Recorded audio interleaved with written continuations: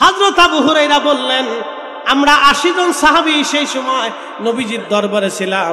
আহলে সুফার সাহাবী, বাড়ি নাই, ঘর নাই, জমি নাই, জমা নাই, টাকা নাই, পয়সা নাই, আমাদের কিছুই ছিল না। আমরা ওই দিন নবীজির দরবারে বসবাস করতাম। 3 দিন হলো নবীজির দরবারে কোনো খাবার আসে না। আমরা 3 দিন পর্যন্ত ক্ষুধার মধ্যে ছিলাম। ক্ষুধার যন্ত্রণা সহ্য করতে না পারে হযরত আবু হুরায়রা বলতেন, দুনিয়ার মানুষে আমি পেটের মধ্যে পাথর দিয়ে, কাপড় দিয়ে চাপা দিয়ে বেঁধে ধরে রাখতাম। এমন সময় আমার যাইতো ক্ষুধার যন্ত্রণা সহ্য করতে না পারে মসজিদে নববীর বারান্দার ভিতরে পেটের ভিতরে পাথর চাপা দিয়ে আমি উপর হয়ে শুয়ে থাকতাম। মানুষ মনে করত আমি মৃগীর ব্যারাম হয়েছে, আমার কোনো রোগ হয়েছে। দুনিয়ার মানুষ, আমার রোগ হয়েছিল না, ক্ষুধার কারণে আমি পেটের মধ্যে পাথর চাপা দিয়া রসুলের দরবারে পড়ে থাকতাম।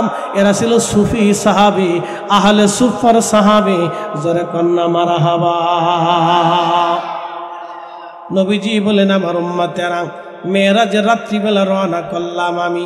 মেরাজের রাত্রিবেলা যখন রওনা করব, এমন সময় জিবরাইল আসলো, আমাকে ঘুম থেকে উঠাইলো।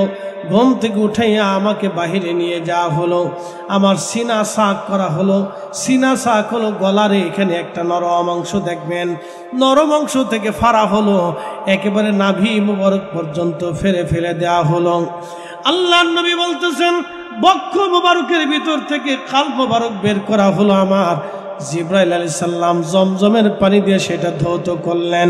এখানেই শেষ হলো না, আল্লাহর বেহেশত থেকে খাজিনা ভরে এলেম এবং হিকমত আমার জন্য নিয়ে আসা হলো।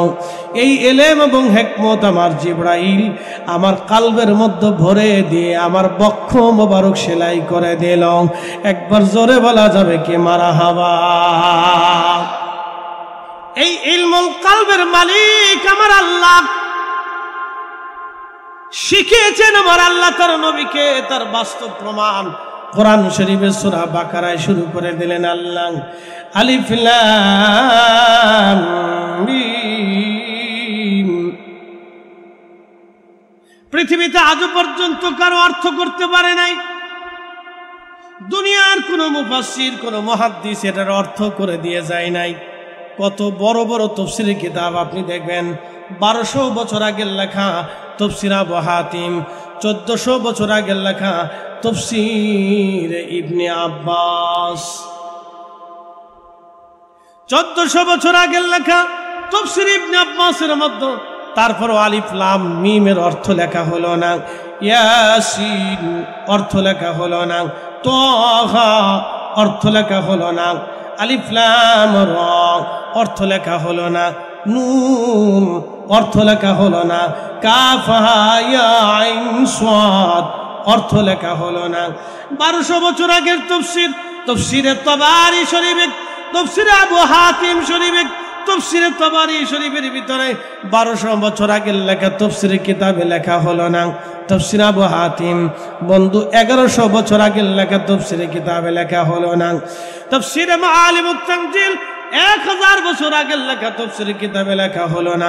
তাফসীর ইবনে কাসির 700 বছর আগের লেখা তাফসীরের কিতাবে লেখা হলো না। বন্ধু খুব মনোযোগ দিয়ে শুনে কথাগুলি শুনবেন। তাফসীরে কাবির শরীফ আজ থেকে 900 বছর আগের লেখা তাফসীরের কিতাবে লেখা হলো না। আলিফ লাম মিম, আলিফ লাম রা, ইয়াসিন, তাহা। পৃথিবীর কোন তাফসীরের কিতাবের ভিতরে যার অর্থ আজও পর্যন্ত লেখা নাই। এখন অর্থ হলো যালিকাল কিতাবু লা রাইবা ফীহি হুদাল লিল মুত্তাকিন। অর্থ লেখা হলো আলহামদুলিল্লাহি রাব্বিল আলামিন। অর্থ লেখা হলো, তাফসীর করা হলো। কোরআন শরীফের 114টি সূরার মধ্যে যত আয়াত আছে অর্থ করা হলো, কিন্তু হরফে মুকাত্তা মুতাশাবিহাতের অর্থ করা হলো না। কারণ কি? মুকাত্তা হরফগুলি অর্থ করা হলো না, কারণ কি? এটা এমন একটা পাসওয়ার্ড, এটা আল্লাহ জানে, নবী জানে, আল্লাহ জানে, নবী জানে। মাঝখানে আল্লাহ নবী যারে না জানাইছে কেউ জানবে না, যারে জানাইছে শুধু সে জানবে। একবার জোরে বলা যাবে কি মারহাবা? এই বিদ্যা তাফসীর দিয়ে আসে না, এই বিদ্যা কাল দিয়ে আসে। শুনে যান, আলিফ লাম মিম, আলিফ লাম রা, ইয়াসিন, তাহা, নুন, কাফ, ইয়া, আইন, সাদ। দুনিয়ার কোন তাফসীরের কিতাবে, দুনিয়ার কোন হাদিসের কিতাবে তাফসীরের এত ইমাম চলে গেল, 4 মাযহাবের ইমাম চলে গেল, 4 তরিকার ইমাম চলে গেল, 4 মাযহাবের ইমাম চলে গেল, বড় বড় আলেম উলামা চলে গেল। ইমাম আবু হানিফা রাহমাতুল্লাহ আলাইহি চলে গেল, ওনার উস্তাদ ইমাম ইব্রাহিম নখী চলে গেল, ওনার উস্তাদ আব্দুল্লাহ ইবনে মাসউদ চলে গেল, ওনার উস্তাদ রাহমাতুল লিল আলামিন, তিনার উস্তাদ রব্বুল আলামিন। আল্লাহর ছাত্র আমার নবী, আমার নবীর ছাত্র আব্দুল্লাহ ইবনে মাসউদ, আব্দুল্লাহ ইবনে মাসউদের ছাত্র ইব্রাহিম নখী, ইব্রাহিম নখী রাহিমাহুল্লাহ ছাত্র ইমামুল আজম আবু হানিফা রাহমাতুল্লাহ আলাইহি। আমাদের মাযহাবের ইমামের ছাত্র হযরত আব্দুল্লাহ ইবনে মুবারক রাহমাতুল্লাহ আলাইহি। একবার জোরে জোরে বলা যাবে কি মারহাবা? এত বড় বড় ইমাম, মুহাদ্দিস, মুফাসসিররা চলে গেল, কেউ আলিফ লাম মিমের অর্থ করে দিয়ে যায় নাই, কারণ এটা দুনিয়ার কোনো বিদ্যাপীঠে পড়ানো হবে না, এটা কালবে কালবে কালবে কালবে আসবে। এটার অর্থ দুনিয়ার কোনো প্রতিষ্ঠানে পড়ানো হবে না, দুনিয়ার কোনো তাফসীরের কিতাবে পড়ানো হবে না। এর অর্থগুলি কালবে কালবে কালবে কালবে কালবে কালবে আসবে। একসাথে জোরে বলা যাবে আল্লাহু আকবার। দুনিয়ার কোন বিদ্যাপীঠের অর্থ আসবে না, এটা কালবে কালবে আসবে। এটার নাম ইলমুল কাল,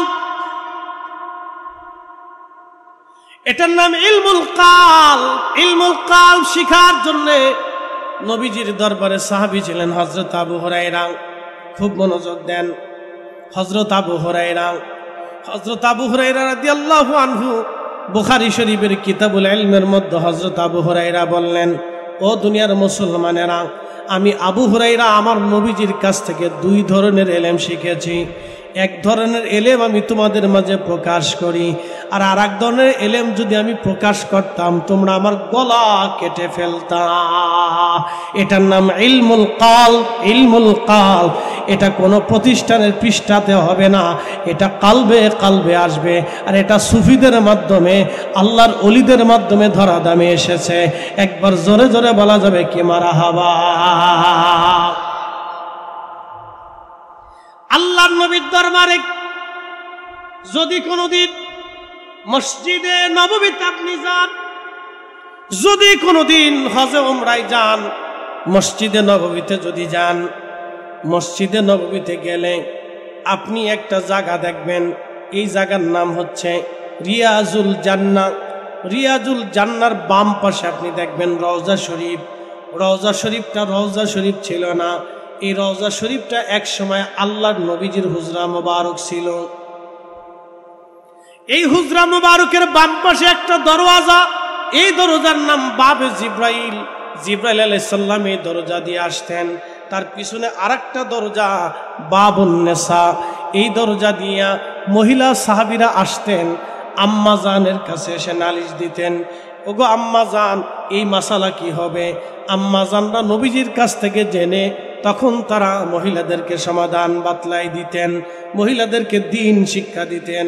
আম্মা জানরা নবীজির কাছ থেকে জেনে মহিলা সাহাবীদেরকে আম্মা জানরা দ্বীন শিখাইতেন। এই বাবু সালাম, বাবুন নেসা দরজা দিয়ে আপনি যদি ঢুকেন তো ঠিক ডান পাশে একটা ছোট্ট ডিবি পাবেন, এই স্টেজের মধ্যে এত বড় একটা সমান হবে। এইখানে একটা গাছ ছিল, যদিও বর্তমান সিচুয়েশনে সেই গাছটা নাই, কিন্তু আল্লাহ রসুলের জমানাতে এই সময় একটা গাছ ছিল। এই গাছের নিচে 70 জন, 80 জন, 100 জন, 150 জন, বেশিও হতো কম হতো। এমন কিছু সাহাবী এইখানে থাকতেন যাদের বাড়ি ছিল না, ঘর ছিল না, জমি ছিল না, স্ত্রী ছিল না, সন্তান ছিল না, জায়গা জমি ছিল না, দেশ ছিল না, কিছুই ছিল না, নবীজির বাড়ি থাকতেন। তাদেরকে বলা হতো আহলুস সুফা। আহলুস সুফা, আহলুস সুফার সাহাবী। এই আহলুস সুফা থেকে সুফি এসেছে। কে আসতে হয়ে গেল না? জোরে বলেন। আহলুস সুফা থেকে কি আসছে? সুফি। জোরে বলেন, কি আসছে? না না, আহলুস সুফা থেকে কি আসছে? সুফি। আহলুস সুফার পরিচয় কি বুঝাই দিই। বাড়ি নাই, ঘর নাই, স্ত্রী নাই, পুত্র নাই, জমি নাই, জমা নাই, টাকা নাই, খাবার নাই, দাবার নাই, আগামী দিনে কি খাবে তাও নাই। রসুলের বাড়িতে থাকতেন, খাবার আসলে খাইতেন, না আসলে না খেয়ে থাকতেন। তারা ছিল আহলুস সুফার সাহাবী, তারা ছিল সুফি। ওইখান থেকে আহলুস সুফা থেকে সুফি এসেছে। সুফিদের বাড়ি থাকবে না, ঘর থাকবে না, জমি থাকবে না, জমা থাকবে না, টাকা থাকবে না, কিচ্ছু থাকবে না। তারা আল্লাহর জন্য নিবেদিত থাকবে। কথা বলেন ঠিক না বেটি? প্রিয় উপস্থিতি হাজিরিন, আশিয়ার মুসলমান, পটিয়ার মুসলমান, মনোযোগ দিবেন। আহলুস সুফার যিনি প্রধান সাহাবী ছিলেন, যিনি সাইয়্যিদ ছিলেন, তার নাম আবু যর গিফারি। এখন হযরত আবু যর গিফারির পরিচয় না দিলে আপনি বুঝবেন না তিনি কেন সুফিদের, ওই জমানার সুফিদের লিডার ছিলেন, আহলুস সুফার সাহাবীদের লিডার ছিলেন। আহলুস সুফা কারা আবার বলে দিয়ে যায়। বাড়ি নাই, ঘর নাই, জমি নাই, জমা নাই, টাকা নাই, পয়সা নাই, খাবার নাই,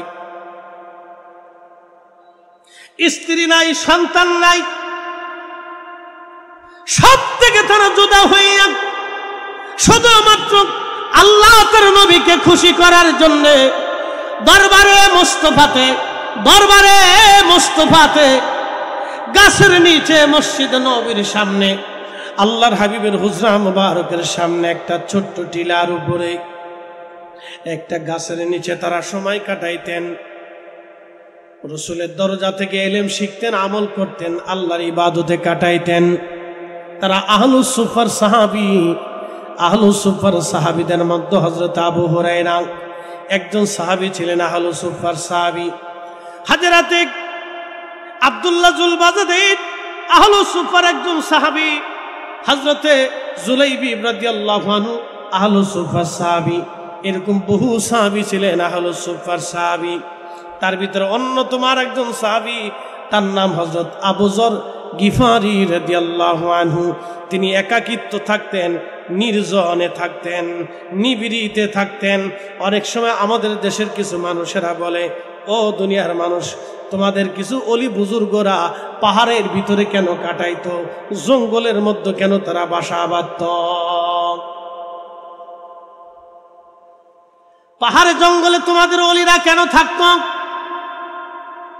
পৃথিবীর বহু অলি জঙ্গলের ভিতরে বসবাস করতেন। বলে কারণ কি?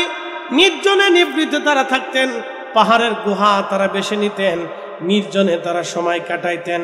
বলে কারণ কি? নবীজির একজন সাহাবী ছিলেন, তার নাম আবু যর গিফারি। তিনি একেবারে নির্জনে নিভৃতে থাকতেন। সাহাবীরা বিচার দিল, ইয়া রাসূলুল্লাহ, ইয়া হাবিবাল্লাহ, আমাদের আবু যর, আপনার আবু যর একাকিত্ব বরণ করে, নির্জনে থাকে, নির্জনে ইবাদত করে, নির্জনে কাটায়। সে আমাদের সাথে মিশে না, আমাদের সাথে চলে না, আমাদের সাথে হাট বাজার করে না, আমাদের সাথে সমাজ করে না, আমাদের সাথে সংসার করে না, আমাদের সাথে রাষ্ট্র পরিচালনা করে না, আমাদের সাথে ঘুরে না, আমাদের সাথে ব্যবসা বাণিজ্য করে না। সে একেবারে নির্জনে নিবৃতে থাকে, একাকী আল্লাহর ইবাদত করে একাকী পড়ে থাকে। আল্লাহর নবী বললেন, আমার সাহাবীরা, আমার আবু যরকে একা থাকতে দাও। আমার আবু যর একা থাকবে, একাই মারা যাবে, কিন্তু আমার আবু যরের জানাজায় বহু মুসলমান একত্রিত হবে।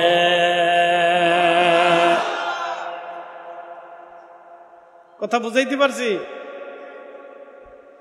পৃথিবীতে যত, শুনে যান, পৃথিবীতে যত জাহিদ, এই যে সুফি, সুফিদের আরেকটা পরিচয় আছে, তাদের নাম হচ্ছে জাহিদ। জাহিদ কারা? যারা মুজাহাদা করে। তরিকতের 3টা সবক আছে, মুরাকাবা, মুশাহাদা, মুজাহাদা।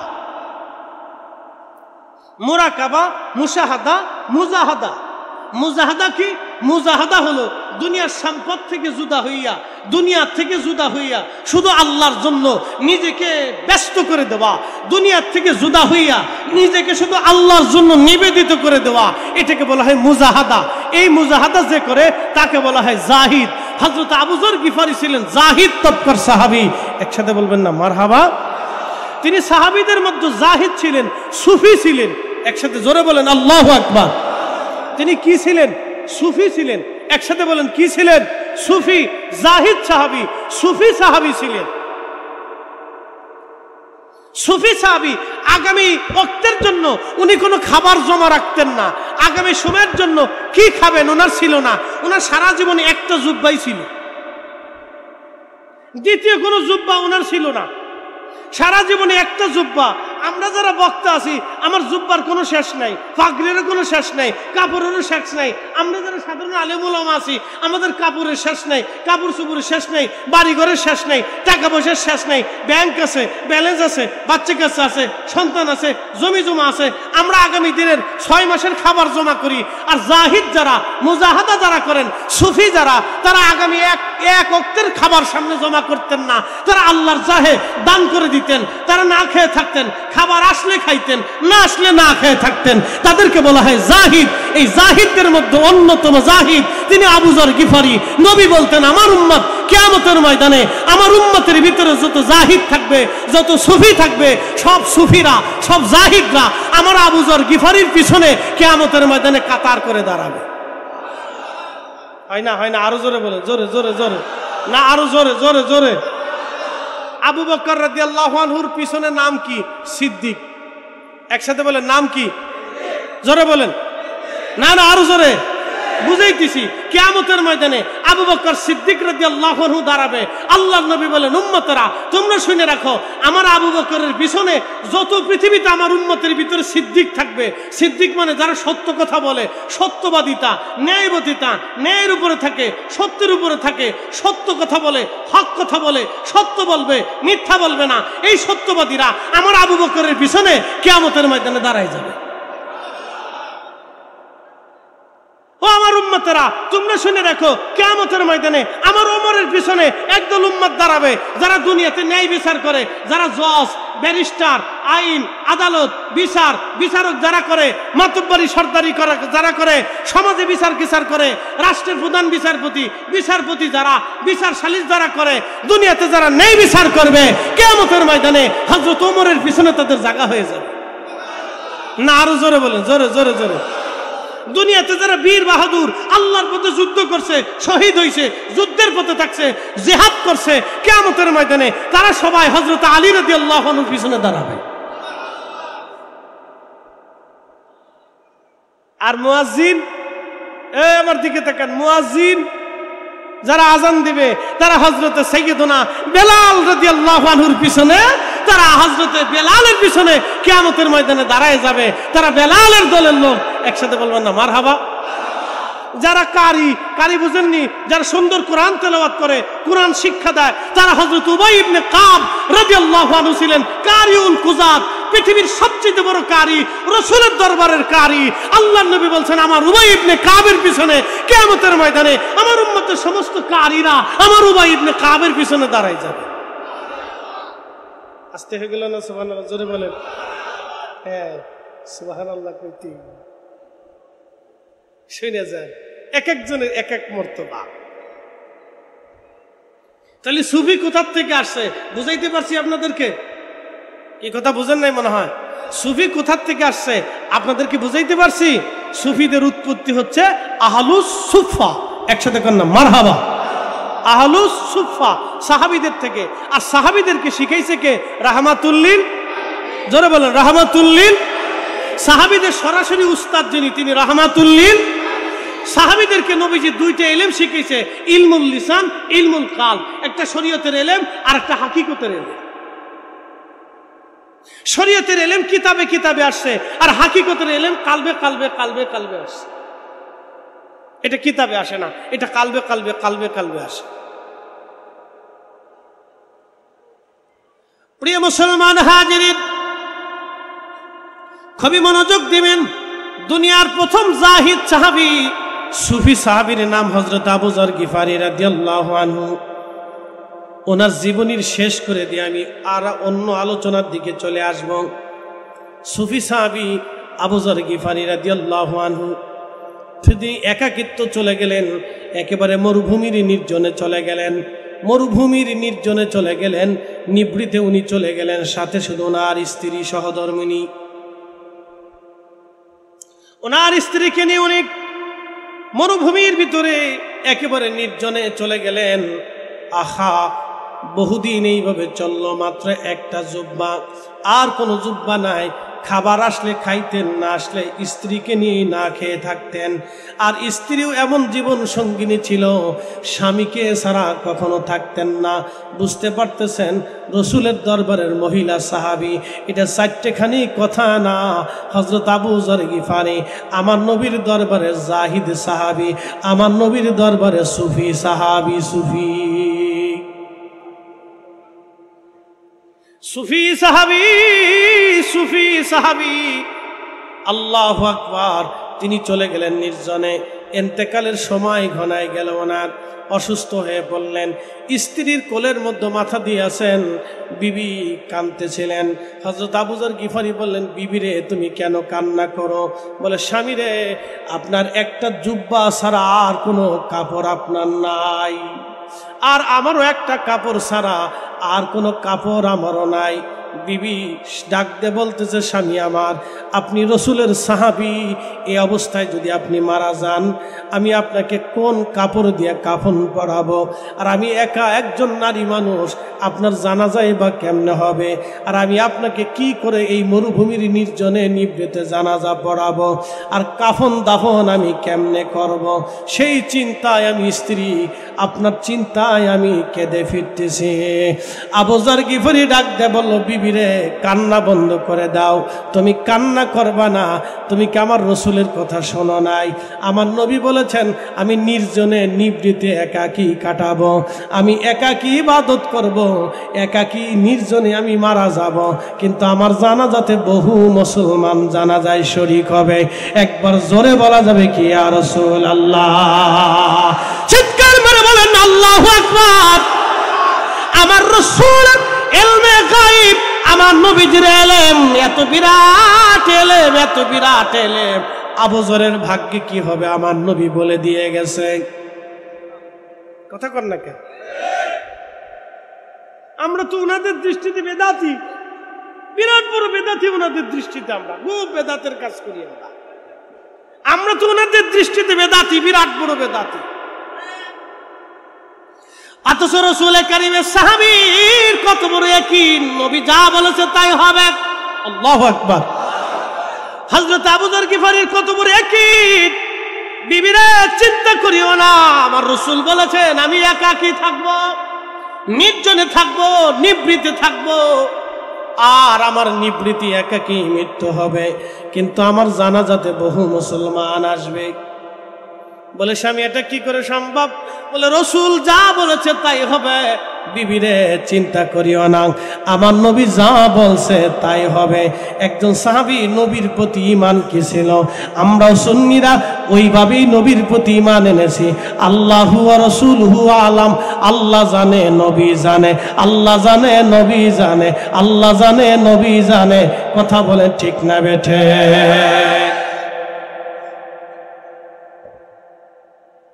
সুফি কি জিনিস বুঝাইতেছি আপনাকে।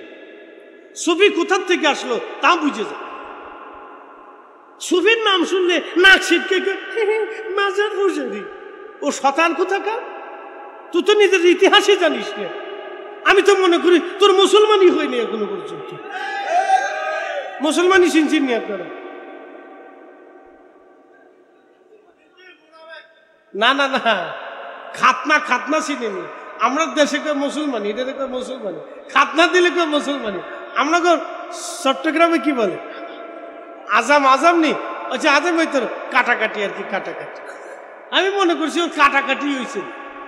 ও যদি সুফি না বুঝে তাহলে বুঝবেন ওর কাটাকাটি হয়েছে।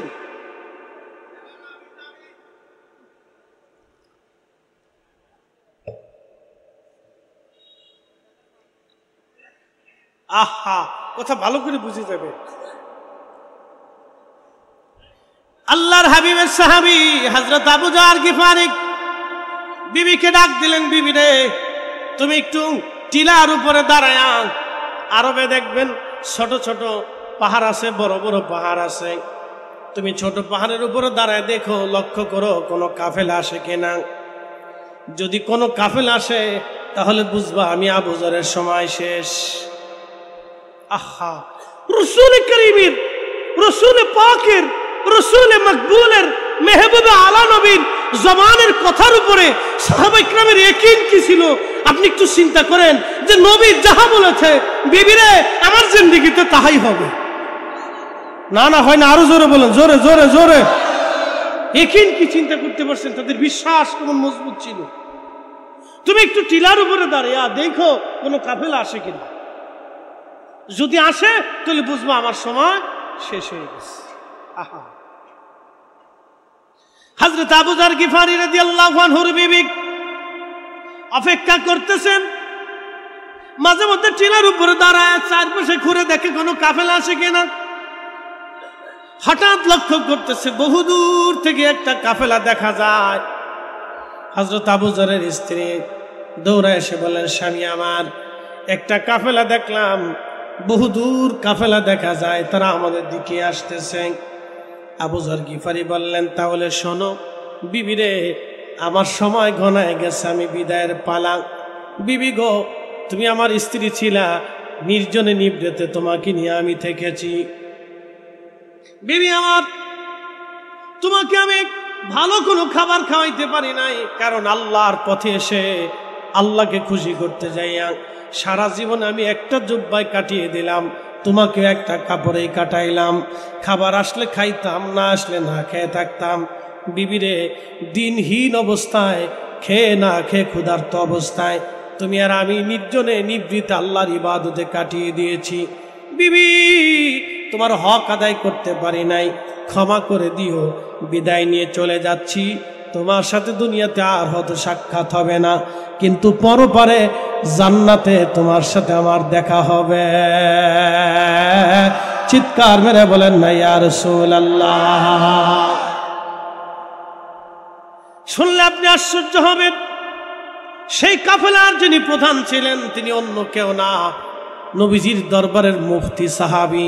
পৃথিবীর যত মুফতি যারা থাকবে, যারা ফতোয়া লেখে, ফতোয়া দেয়, কিয়ামতের ময়দানে তারা হযরত আব্দুল্লাহ ইবনে মাসউদ রাদিয়াল্লাহু আনহুর পিছনে দাঁড়াবে, কারণ উনি রাসূলের দরবারের মুফতি সাহাবী ছিলেন। মুফতি, মুফতি সাহাবী, মুফতি। আমার নবীর দরবারের মুফতি সাহাবী হযরত আব্দুল্লাহ ইবনে মাসউদ রাদিয়াল্লাহু আনহু কাফেলা নিয়ে আসতেছে। আহা, ওই রাস্তা দিয়ে আসার সময়, কাফেলা নিয়ে আসার সময় তিনি লক্ষ্য করলেন একজন মহিলা তার স্বামীকে নিয়ে বসে আছে। তিনি কাছে এসে দেখলেন অন্য কেউ না, তিনি দরবারে মোস্তফার সাহাবী, মুজাহাদার সাহাবী, জাহিদ সাহাবী, সুফি সাহাবী, তার নাম আবু যর গিফারি। একজন সাহাবী মুফতি আর একজন সাহাবী সুফি। একবার জোরে কন্যা মারহাবা। তাহলে ইসলামে সব আছে না নাই? কথা কন না কেন? ইসলামে সব আছে না নাই? ইসলামে ওলি ছিল কি ছিল না? তাহলে একজন সাহাবী মুফতি, আরেকজন সাহাবী সুফি, আরেকজন সাহাবী সিদ্দিক, আরেকজন সাহাবী ন্যায় বিচারক, আরেকজন সাহাবী যোদ্ধা, আরেকজন সাহাবী সেনাপতি, আরেকজন সাহাবী খালিদ বিন ওয়ালিদ, আরেকজন সাহাবী গনি, উসমান গনি, ধনী। নবী বললেন কিয়ামতের ময়দানে আমার উসমান গনি আমার সামনে থাকবে, আর আমার উসমান গনির পিছনে দুনিয়াতে যারা দান করত, দানশীল ছিল, ধনী ব্যক্তিদের ভিতরে যারা দান করত, কিয়ামতের ময়দানে আমার উসমান গনির পিছনে তারা দাঁড়াবে, কারণ আমার উসমান গনি বেশি বেশি দান করত। আমার উসমান গনি দানশীল সাহাবী, আর দুনিয়াতে যারা দানশীল হবে আমার উম্মতের ভিতরে তারা আমার উসমানের পিছনে দাঁড়াবে। একসাথে বলবেন না মারহাবা? তাহলে রাসূলের দরবারে দানশীল ছিল, সুফি ছিল, মুফতি ছিল, মুফাসসির ছিল, মুহাদ্দিস ছিল, ফকি ছিল, আলেম ছিল, জাহিদ ছিল, সব ধরনের সাহাবী ছিল। আবার মজজুব ছিল, তার নাম ওয়াস আল কারনি রাদিয়াল্লাহু আনহু। দুনিয়া বিরাগী, পাগল বেশ ধইরা ইয়ামানের ভিতরে থাকতো, ইশকে রাসূল দিয়ে কলিজা জিন্দা বানাইয়া নবীর মহব্বতে দাঁত ভেঙে ফেলে দিয়া ইশকে রাসূলের পরিচয় দিয়েছিল। কথা বলেন ঠিক না বেটা? খালি পীর মাশায়েখদের নাম শুনলে কি বেদাতি বেদাতি। ওনার জিকির হয়ে গেছে বেদাতি বেদাতি, নাম শুনলে খালি বন্ড বন্ড বেদাতি বেদাতি। আরে বেটা, এদেশে ইসলাম ওলিরা এনেছে, কথা কন না ঠিক কিনা? পরিক্রমায় আসতেছি, আমি সামনে আসতেছি পরিক্রমা, আপনাদেরকে জানাবো ইনশাল্লাহ, শুধু বসেন। হযরত আব্দুল্লাহ ইবনে মাসউদ রাদিয়াল্লাহু আনহু, আব্দুল্লাহ ইবনে মাসউদ রাদিয়াল্লাহু আনহু আবু যর গিফারি রাদিয়াল্লাহু আনহুর কাছে আসলেন, গোসল করাইলেন। অনেক মানুষ জমা হয়ে গেল, কাফেলাতে হাজার হাজার মানুষ, হাজার হাজার মানুষ নিয়ে হযরত আব্দুল্লাহ ইবনে মাসউদ রাদিয়াল্লাহু আনহু তিনি তাড়াতাড়ি করে কাফনের কাপড় বের করলেন। কারণ আগে যারা সফর করত তারা তাদের বাহনের ভিতরে কাফনের কাপড় রাখতো, কারণ কখন মারা যাবে জানে না। এই জন্য যারা সফর করে, বেশিরভাগ যারা সফর করে, আল্লাহর নবী বললেন তোমরা সাধারণত যারা পুরুষ আছো, পুরুষের জন্য স্বর্ণের অলংকার ব্যবহার করা হারাম, কিন্তু পুরুষেরা যারা সফর করে তারা রূপার আংটি রাখতে পারে, কারণ সফরে সব কিছু যদি হারায় যায় অন্তত রূপ ওই অংশটুকুন বিক্রি করে হলেও যাতে বাড়ি আসতে পারে। এই জন্য পুরুষের রূপা ব্যবহার করা জায়েজ আছে। সফরকালীন সময়ে কিছু রূপা পুরুষরা ব্যবহার করতে পারে, বিপদ আপদকালীন মুসিবতের জন্য এটা হাতে রাখতে পারে। খুব মনোযোগ দিবেন হাজিরিন। হযরতে আব্দুল্লাহ ইবনে মাসউদ রাদিয়াল্লাহু আনহু কাফনের কাপড় বের করলেন, আবু যর গিফারি রাদিয়াল্লাহু আনহুকে গোসল করাইলেন, গোসল করানোর পরে কাফনের কাপড় পরাইলেন। জানাজার নামাজ হয়ে গেল, জানাজা পড়াইয়া হযরত আবু যর গিফারিকে দাফন করা হলো। নবী বললেন, আবু যর তুমি একা থাকবা, নির্জনে থাকবা, নিবৃত্তি ইবাদত করবা, কিন্তু তুমি একাকী মারা যাবা, তোমার জানাজাতে বহু মানুষ জমা হবে। আল্লাহর নবীর ভবিষ্যৎবাণী, ইলমে গায়েবের খবর আমার নবীর দরবারে আছে না নাই? দেখেন, আল্লাহ রাসূল যাহা বলেছিলেন তাহাই হয়েছে। চুল পরিমাণ ডান বাম হয়নি, চুল পরিমাণ ডানেও হয়নি বামেও হয়নি, যাহা বলেছিলেন তাই হয়েছে। রাসূলের দরবারে এরকম সাহাবী থাকতেন যাদেরকে আহলে সুফফা বলা হতো। মিশকাতুল মাসাবির কিতাবুল আদাবের ভিতরে এসেছে, হযরত আবু হুরায়রা বললেন আমরা 80 জন সাহাবী সেই সময় নবীজির দরবারে ছিলাম। আহলে সুফফার সাহাবী, বাড়ি নাই, ঘর নাই, জমি নাই, জমা নাই, টাকা নাই, পয়সা নাই, আমাদের কিছুই ছিল না।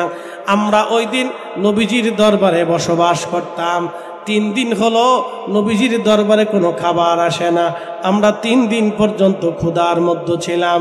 ক্ষুধার যন্ত্রণা সহ্য করতে না পারে হযরত আবু হুরায়রা বলতেন, দুনিয়ার মানুষে আমি পেটের মধ্যে পাথর দিয়ে, কাপড় দিয়ে চাপা দিয়ে বেঁধে ধরে রাখতাম। এমন সময় আমার যাইতো ক্ষুধার যন্ত্রণা সহ্য করতে না পারে মসজিদে নবীর বারান্দার ভিতরে পেটের ভিতরে পাথর চাপা দিয়ে আমি উপুর হয়ে শুয়ে থাকতাম। মানুষ মনে করত আমি মৃগীর ব্যায়াম হয়েছে, আমার কোনো রোগ হয়েছে। দুনিয়ার মানুষ, আমার রোগ হয়েছিল না, ক্ষুধার কারণে আমি পেটের মধ্যে পাথর চাপা দিয়া রাসূলের দরবারে পড়ে থাকতাম। এরা ছিল সুফি সাহাবী, আহলে সুফফার সাহাবী। জোরে কন্না মারহাবা।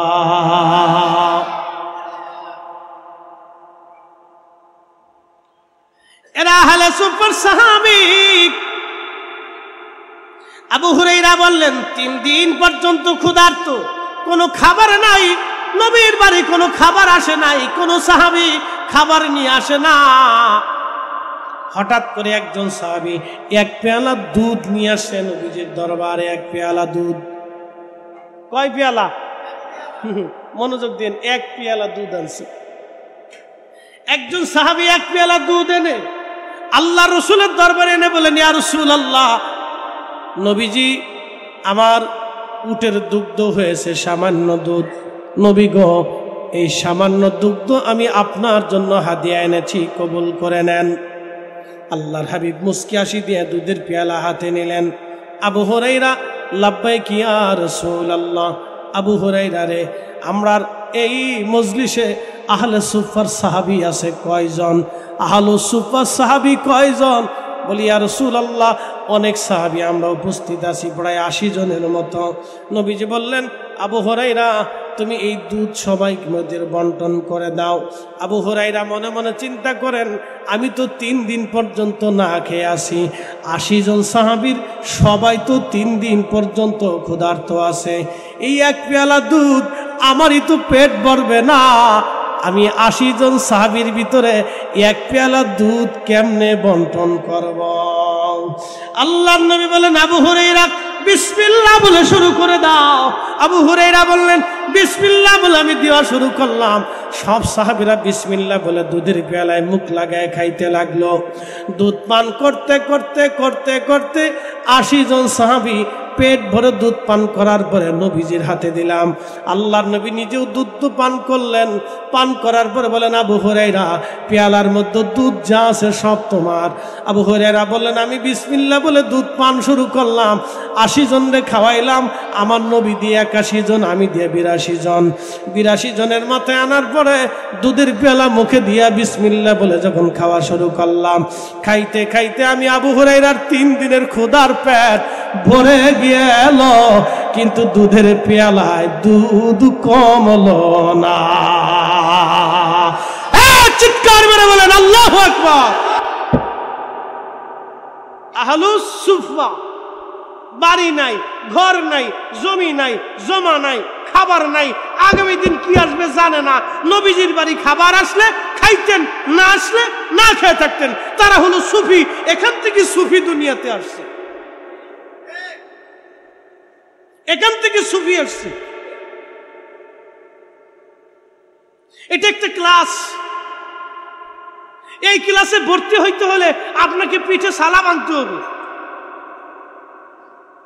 বলে হুজুর এটা আবার কি? তাহলে দুনিয়ার মোবাইল, দুনিয়ার সবকিছু সাইডে দিয়ে আপনাকে শুধু আল্লাহর জন্য হইতে হবে। জমা জমি, দুনিয়াদারি, টাকা পয়সা, অর্থবিত্ত কিছুর দিকে আপনি তাকাইতে পারবেন না। দিনহীন হইয়া আল্লাহর ওলিদের সাথে আপনি সফর সঙ্গী হয়ে যাবেন। 360 আউলিয়া, 12 আউলিয়া, এমনি এমনি আউলিয়া হয় নাই। আউলিয়া গাছে ধরে না, আউলিয়া বাসায় পাওয়া যায় না, রাস্তায় খুঁজলে পাওয়া যায় না, সাগরে নগরে পাওয়া যায় না। আউলিয়া পাইতে হলে আউলিয়ার কাছে যেতে হয়। কথা কন না ঠিক কিনা?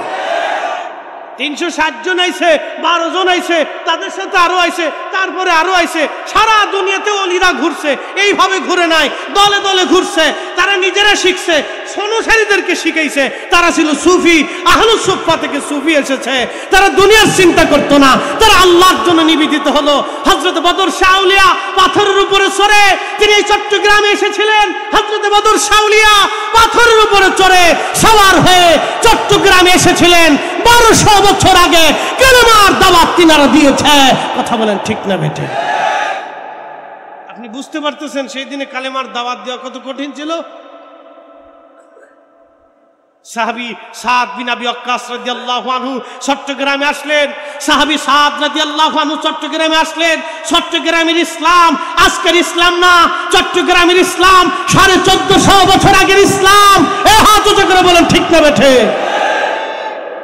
চট্টগ্রাম ইসলাম কত বছর আগের ইসলাম? 1450 বছর আগের ইসলাম।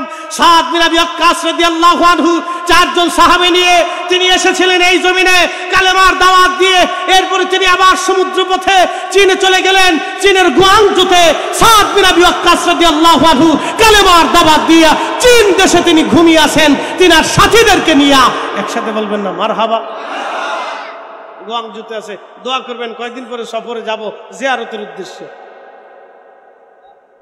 সেপ্টেম্বরের লাস্টে মালদ্বীপে মাহফিল আছে, মালয়েশিয়াতে করে আসতেছি মালয়েশিয়াতে। শুনে যান পৃথিবীর যুগে যুগে দেশে দেশে ওলিরা কিভাবে ইসলাম প্রচার করেছে তার ইতিহাস আপনাদেরকে শোনাই দিয়ে যায়। হযরত বাইজিদ বুস্তামি রাহমাতুল্লাহ আলাইহি এদেশে এসেছিলেন, তার দরগাতে গতকাল মাহফিল করেছি। 1100-1300 বছর আগে হযরত বাইজিদ বুস্তামি রাহমাতুল্লাহ আলাইহি চট্টগ্রাম এসেছেন। 1200 বছর আগে হযরত বদর শাহ আউলিয়া রাহমাতুল্লাহ আলাইহি এসেছেন। 800 বছর আগে হযরত শাহজালাল ইয়ামানি মুজাররিদি 360 জন আউলিয়া এনে সিলেটের জমিন সহ দিন কায়েম করেছেন। তার 200 বছর আগে নেত্রকোনাতে আল্লামা কমরউদ্দিন রুমি রহমতুল্লাহ আলাইহি এসেছেন। সেই সময় হুজুর গাউসে পাকের আওলাদ তিনি এসেছিলেন, তিনার হুজুর গাউসে পাকের নাতি তিনি এসেছিলেন, তিনি সিরাজগঞ্জে। একসাথে বলবেন না মারহাবা। এই 11 তারিখ মাহফিল সিরাজগঞ্জে, যেখানে হুজুর গাউসে পাকের নাতি এসেছিলেন সেখানে সিরাজগঞ্জে মাহফিল আমার এই 11 তারিখে যাব। ইসলাম কি কলা গাছ দিয়ে ভেসে আসছে? না না না না, সুফিদের হাত ধরে এসেছে। কথা কন না কেন? ওলিদের হাত ধরে ইসলাম এসেছে। শুনলে আশ্চর্য হবেন, মালয়েশিয়ার কেপনে মাহফিল শেষ করার পরে গাউসিয়া কমিটির ভাইরা বললেন, ভাইজান চলেন আপনাকে নিয়ে যাব। আমি বললাম কোন জায়গা? বলে মালয়েশিয়ার মালাক্কার সাগরের দ্বীপের ভিতরে পোলাও বুসারে একজন আল্লাহর ওলির মাজার আছে। হুজুর গাউসে পাকের সন্তান। সুবহানাল্লাহ বলবেন না? হুজুর গাউসে পাকের সন্তান মানে আল্লাহর নবীজির বংশধর, ঠিক কিনা? আমি বললাম চলেন। জিয়ারত করার জন্য রওনা করলাম। আমরা স্পিড বোটে রওনা হয়ে পোলাও বুসারে গেলাম। দ্বীপের ভিতরে যাওয়ার পরে আল্লাহু আকবার, ওনার সুন্দর পরিচয় একবারে মাজার শরীফের সামনে। আপনার মালয়েশিয়ান সরকার সুন্দর করে রেখে দিয়েছে, চমৎকার করে মাজার শরীফ বানায়া সুন্দর করে রাস্তা নির্মাণ করে দিয়েছে এবং আলোর ব্যবস্থা করে দিয়েছে, বিদ্যুতের ব্যবস্থা করে দিয়েছে। ওখানে মুসাফিরখানা আছে, ওখানে খাবার হয়। আমি লক্ষ্য করলাম হুজুর গাউসে পাকের মাজা ওলাদ, তিনার নাম হজরতে সুলতানুল আরিফিন। ওনার নামের আগে লেখা আছে সুলতানুল আরিফিন শায়েখ ইসমাইল হামবুগদাদি আল হাসানি ওয়াল হুসাইনি। ওনার আব্বা জানার নাম শায়েখ আব্দুল কাদের জিলানি আল হাসানি ওয়াল হুসাইনি। একবার জোরে জোরে বলা যাবে কি মারহাবা? দ্বীপের ভিতরে নির্জনে 1700 বছর আগে সেই দ্বীপের নির্জনে নিবিড়িতে সে ওইখানে রিয়াজত করতেন, সাধনা করেছেন আল্লাহ পাওয়ার জন্য। এখান থেকে কালেমার দাওয়াত দিয়েছেন। ও চট্টগ্রামবাসী, ইসলাম আল্লাহর জমিনে আল্লাহর ওলিদের হাত ধরে এসেছিল। সুফিরা এদেশে ইসলাম দিয়েছে, শুধু বাংলাদেশে না। আমি হয়তো ভাবতাম মনে হয় ভারতে, পাকিস্তানে, বাংলাদেশেই বুঝি ইসলাম সুফিরা দিয়েছে না। পৃথিবীর এমন কোন জনপদ নাই যেই জনপদে সুফিরা না এসেছিল। হুজুর গাউসে পাকের আওলাদ সুলতানুল আরিফিন শায়েখ ইসমাইল বাগদাদি হাসানি ওয়াল হুসাইনি, আমার রাসূলের আওলাদ, নবীজির রক্ত ওইখানে ঘুমানো আছেন ওই মাজারে, ওই দ্বীপের ভিতরে।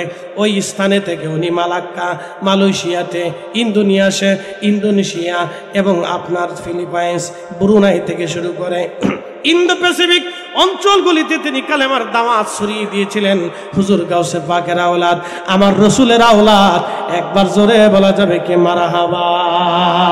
এ ওলি আল্লাহর বাংলাদেশ, শহীদ গাজীর বাংলাদেশ, রহম করো আল্লাহ, রহম করো আল্লাহ। আমি মনে করি বাংলাদেশ শুধু অলিদের না, সারা পৃথিবী অলিদের। কথা কর না কেন? শুধু বাংলাদেশ অলিদের না, সারা পৃথিবী অলিদের, সারা পৃথিবী অলিদের, সারা পৃথিবী অলিদের। দুনিয়ার এমন কোন জায়গা নাই যেখানে অলিদের পদচারণা পড়েছে সেখানে ইসলাম গেছে। যেখানে অলিরা গিয়েছেন ইসলাম সেখানে গিয়েছে। খুব মনোযোগ দেন। মাজার শরীফে গেলাম। মাজার শরীফের একটা কারামত আপনাদেরকে শোনাই দিয়ে যাই। একেবারে দ্বীপের মাঝখানে, চারপাশে সাগর আর সাগর, পানি আর পানি। খুব মনোরম পরিবেশ, গেলে মন চাবে না আপনি ফিরে আসেন, এত সুন্দর জায়গা। দ্বীপটা অত্যন্ত চমৎকার, সাগরের মালাক্কা সাগরের প্রণালীর মাঝখানে খুবই সুন্দর জায়গা, মনোরম পরিবেশ, চারপাশে পানি আর পানি, দেখতেও সুন্দর, জায়গাও সুন্দর। মালয়েশিয়ান সরকার ওই জায়গাটা, দ্বীপটা চাইনিজদেরকে ইজারা দিয়ে দিল। চাইনিজরা এই দ্বীপটা ইজারা নিয়ে তার এখানে হোটেল মোটেল বিনোদন কেন্দ্র বানাবে। হোটেল মোটেল 5 স্টার বিনোদন কেন্দ্র, বুঝতেই পারতেছেন। বেডি নাচার কারখানা, মদ খাওয়ার কারখানা, কি কথা কন না, বেহায়ার কারখানা, এখানে বেহায়াপনা হবে, মহিলা নাচবে, আল্লাহু আকবার, কিন্তু ঘুমিয়েছেন আওলাদে রাসূল। মালয়েশিয়ান সরকার বুঝতে পারে নাই কোথায় তারা জমি যারা দিচ্ছে, দিয়ে দিল। যারা চাইনিজরা হোটেল মোটেল বানালো, আয়োজন সুন্দর হয়ে গেল, উদ্ভাবন হবে, কিন্তু উদ্ভাবন হওয়ার পরে কি হলো জানেননি? পানির লাইন বন্ধ হয়ে গেল, মালাক্কা সাগরের পানির স্তরে নিচে চলে গেল। আল্লাহু আকবার। কারণ কোনো খুঁজে পায় না, ইঞ্জিনিয়াররাও কারণ খুঁজে পায় না। কারণ কি? আমাদের এত চেষ্টা বৃথা, সব নষ্ট হয়ে গেল। পানি যদি না আসে, পানির স্তর যদি না পাওয়া যায়, তাহলে মানুষ থাকবে না। সাগরের ভিতর তো লোনা পানি তো আর খাওয়া যাবে না। একসাথে কোন আল্লাহু আকবার। পানির স্তর নিচে চলে গেল, পানি পায় না, লাইন নাই। একসাথে বলবেন আল্লাহু আকবার। না না, যদি শয়তান না হন তাহলে আর আল্লাহু আকবার বলার দরকার নাই। যদি শয়তান হন, আর যদি শয়তান না হয়ে থাকেন তাহলে একসাথে বলেন আল্লাহু আকবার। না না, হাত উঁচু করে বলেন। ওলিদের পাওয়ার আসেনি, ওলিদের পাওয়ার আসেনি, ওলিরা ইসলাম দিছেনি। ওলিদের ইসলাম এদেশ, সারা পৃথিবীতে ওলির ইসলাম দিছে। পানির স্তর নিচে চলে গেল, সাগরের পানির স্তর, পানি নেই, পানি আসে না। মালয়েশিয়াতে আপনারা জানেন গণতান্ত্রিক দেশ, কিন্তু বাদশা আছে, সুলতান আছে। মালয়েশিয়াতে রাজা আছে, ব্রুনাইতে রাজা আছে, সুলতান আছে। মালয়েশিয়ার সুলতান, ওনাকে রাত্রিবেলা হুজুর গাউসে পাকের আওলাদ সুলতানুল আরিফিন শাইখ ইসমাইল বগদাদি রহমাতুল্লাহ আলাইহি স্বপ্ন দেখাইলেন, ও মালয়েশিয়ার সুলতান, আমি আওলাদে রাসূল এইখানে ঘুমাই, তুমি এখান থেকে বেহায়াপনা সরায় নিয়ে যাও। আমি যেখানে ঘুমাবো সেখানে বেহায়াপনা আসতে পারে না। আল্লাহু আকবার। রাত্রিবেলা স্বপ্ন দেখানোর পরে মালয়েশিয়া সরকার চাইনিজদেরকে ইজারা দেওয়া বাদ দিয়ে দিল। এখন সেইগুলি পরিত্যক্ত আছে। আমি ঘুরে ঘুরে দেখে আসছি, লোকেরা বলল দেখেন পরিত্যক্ত হয়ে পড়ে আছে।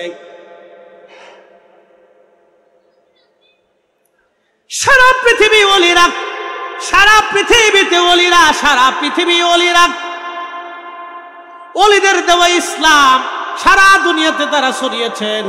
আল্লাহু আকবার, কালেমার দাওয়াত দিয়েছেন।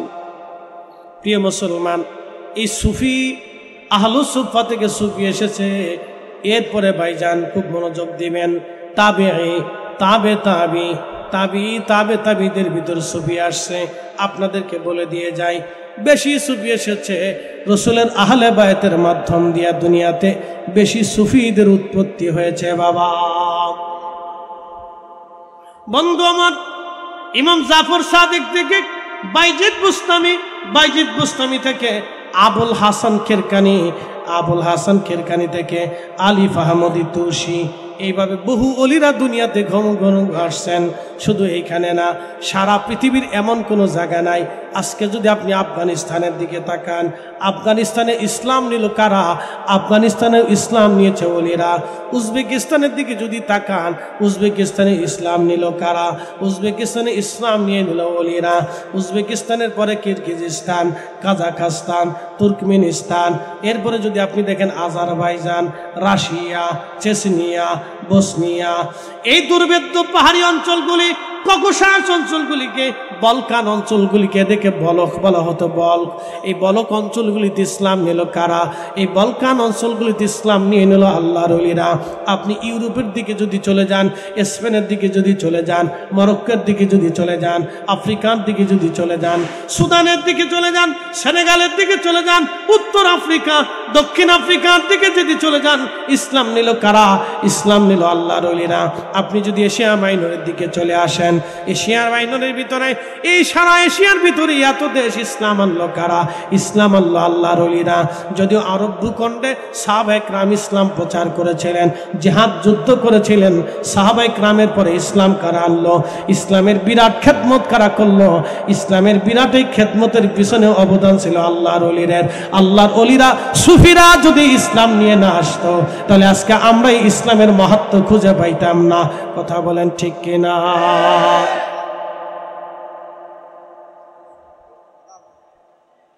হযরত বদর শাহ আউলিয়া রাহমাতুল্লাহ আলাইহি চট্টগ্রামে ঘুমায়। 1200 বছর আগে উনি যদি পাথরের উপরে সওয়ার হয়ে, আল্লাহু আকবার, কিসের উপরে? পাথরে। জোরে বলেন, কিসের উপরে? পাথরের উপরে সওয়ার হয়ে উনি যদি সেই দিন পাথরের উপরে সওয়ার হতে না পারতেন, তাহলে আজকের ইসলাম চট্টগ্রাম হয়তো আপনারা পেতেন না। কথা কন না কেন, ঠিক কিনা? খাজা বাবা আজমিরি ওই সময় যদি আনা সাগরের পানি লুটার ভিতরে না আনতে পারতেন, তাহলে আপনারা আজকে হয়তো ভারতে ইসলাম আপনি পেতেন না। মুজাদ্দিদ আল ফেসানি সেরহিন্দি যদি সিংহের খাসার ভিতরে, তিনি সেই দিন সম্রাট জাহাঙ্গীরের সিংহের খাসার ভিতরে যদি নামাজ পড়তে না পারতেন, তাহলে আজকের ইসলাম আপনি হয়তো এইভাবে খুঁজে পেতেন না। আপনি ইসলাম এইভাবে পেতেন না। ইসলাম অলিরা নিয়েছেন, অলিরা দিয়েছেন, চিরসত্য। ইন্দোনেশিয়াতে যান, ব্রুনাইতে যান, ফিলিপাইন্সে যান, সমগ্র পৃথিবীতে যেখানে মুসলিম অধ্যুষিত সেখানে অলিদের অবদান। অলিরা ইসলাম দিয়েছেন, অলিরা ইসলাম শিখিয়েছেন, অলিরা দেখিয়েছেন রাস্তা। সারা পৃথিবীতে অলিরা রাস্তা দেখিয়েছেন। সাহাবে কেরামের রাস্তা দেখানোর পরেই অলিরা রাস্তা দেখিয়েছেন। আর মুহাদ্দিস যারা, তারা হাদিসের খেদমত করেছে। সিয়াসিত্তার ইমাম, হাদিসের ইমাম, তাফসীরের ইমাম, ফিকের ইমামরা তারা ইলমের খেদমত করেছেন। আর সুফিরা তারা ইসলামের খেদমত করেছেন। আর মুজাহিদরা তারা জিহাদের খেদমত করেছেন। একসাথে বলবেন না মারহাবা? একটা ঘটনা আপনাদেরকে শোনাই। প্রশ্ন রাখে অনেকে, আরে তোমার আব্দুল কাদের জিলানী রহমতুল্লাহ এত কারামত, খাজা বাবা আজমিরির এত কারামত, মুজাদ্দিদ আল হোসেনির এত কারামত, বাহাউদ্দিন নকশবন্দ বুখারীর এত কারামত, বদর শাহ আউলিয়ার এত কারামত, হযরতে আপনার আমানত শাহ রহমতুল্লাহ এত কারামত, তোমাদের ওলিদের এত কারামত, সাহাবীদের তো কোনো কারামত নাই। অনেকে জিজ্ঞাসা, সুন্দর একটা কথা, কিন্তু চমৎকার যুক্তি দিয়ে বুঝায়, সাহাবীদের তো কোনো কারামত নাই।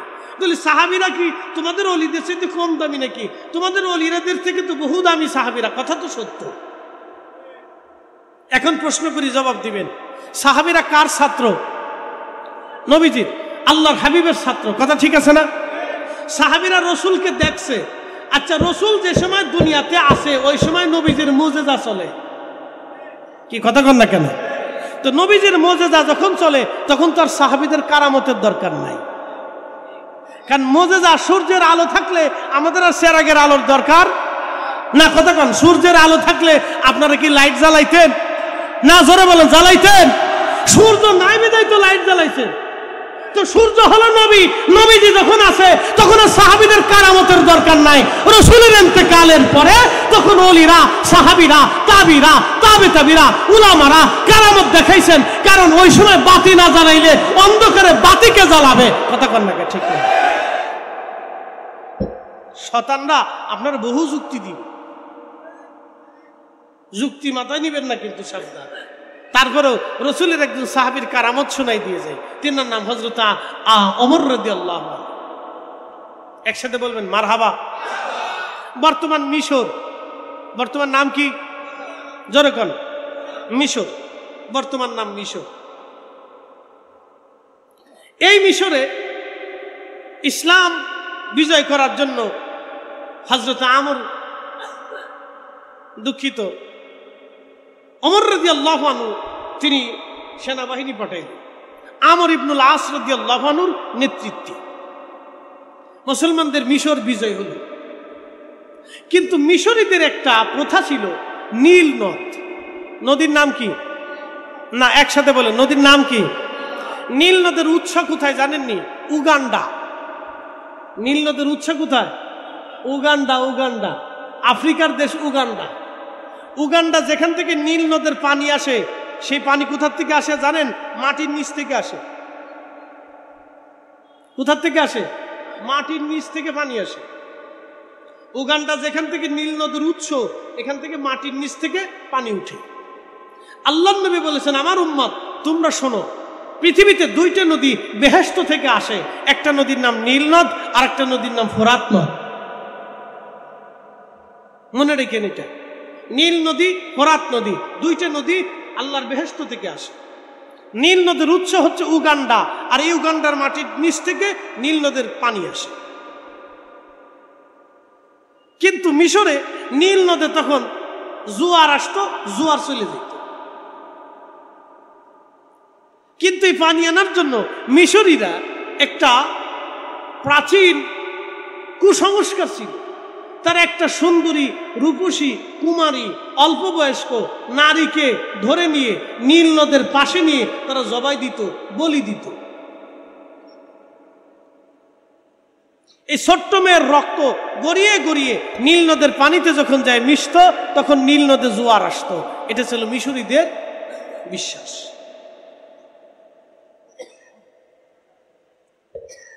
প্রত্যেক বছর এই কাজ করে।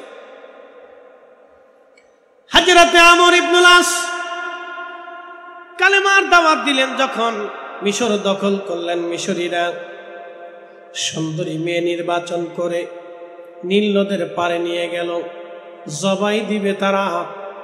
শত শত হাজার হাজার মিশরীরা আনন্দ করতে লাগলো, আজকে তারা নীল নদের জোয়ার আনাবে। কি আশ্চর্য কথা, কুমারী নারী নিয়ে যাচ্ছে। আমর ইবনুল আস রাদিয়াল্লাহু আনহুর কাছে খবর গেল। খবর যাওয়ার পরে তিনি সৈন্যবাহিনী নিয়ে দ্রুত গতিতে দৌড়ায় আসলেন। আসার পরে দেখলেন মিশরীরা, হাজার হাজার মিশরীরা ওই সুন্দরী রূপসী কুমারী নারীকে ধরে এনে তারা জবাই দেওয়ার জন্য তারা প্রস্তুতি গ্রহণ করতেছে। হযরত আমর ইবনুল আস হাতের তলোয়ারখানা নিয়ে বলেন, হে মিশরীরা, তোমরা যদি কুমারী নারীকে বিনা কারণে হত্যা করো, তোমাদের ভ্রান্ত বিশ্বাস অনুযায়ী তোমরা নীল নদে জোয়ার আনার জন্য একটা নিরাপরাধ একটা কুমারী মেয়ের জীবন তোমরা এইভাবে ধ্বংস করে দিবে। এইভাবে শত শত বছরে কত মানুষের জীবন চলে গেছে তার হিসাব নাই। মিশরীরা, তোমরা যদি এই কাজ করো তাহলে তোমরা শোনো, আমর ইবনুল আসের তলোয়ার কিন্তু থেমে থাকবে না।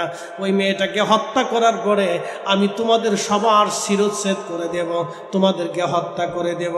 এ দেশ এখন ইসলামের দেশ, তোমাদের আইন আর চলবে না। তোমরা এই মিথ্যা প্রথা, ধ্বংসাত্মক প্রথা আর চালাইতে পারবে না। আমরা মুসলমানরা জীবিত থাকতে অন্যায়ভাবে একটা সন্তান মিশরে মারা যেতে পারে না। একবার জোরে বলা যাবে কি মারহাবা। আর এখন দেশের অবস্থা কি? খুন খারাপি, মারামারি, দরাদরি, কি যে পরিবেশ। আজকে দেখলাম ওই টাঙ্গাইলে এক ইমাম সাহেবের সন্ত্রাসীরা পা কুবাইয়ে কাইটিয়ে, আহা, একটা আলেমের ওই যে আমাদের রইসুদ্দিন ভাইরে মাপ তৈরি করে নির্মম ভাবে তাকে পিটিয়ে পিটিয়ে হত্যা করলো। এইভাবে যদি এইভাবে যদি চলতে থাকে তাহলে আগামীর বাংলাদেশ ধ্বংসের দ্বার মুখে চলে যাবে। কথা বলেন ঠিক কিনা?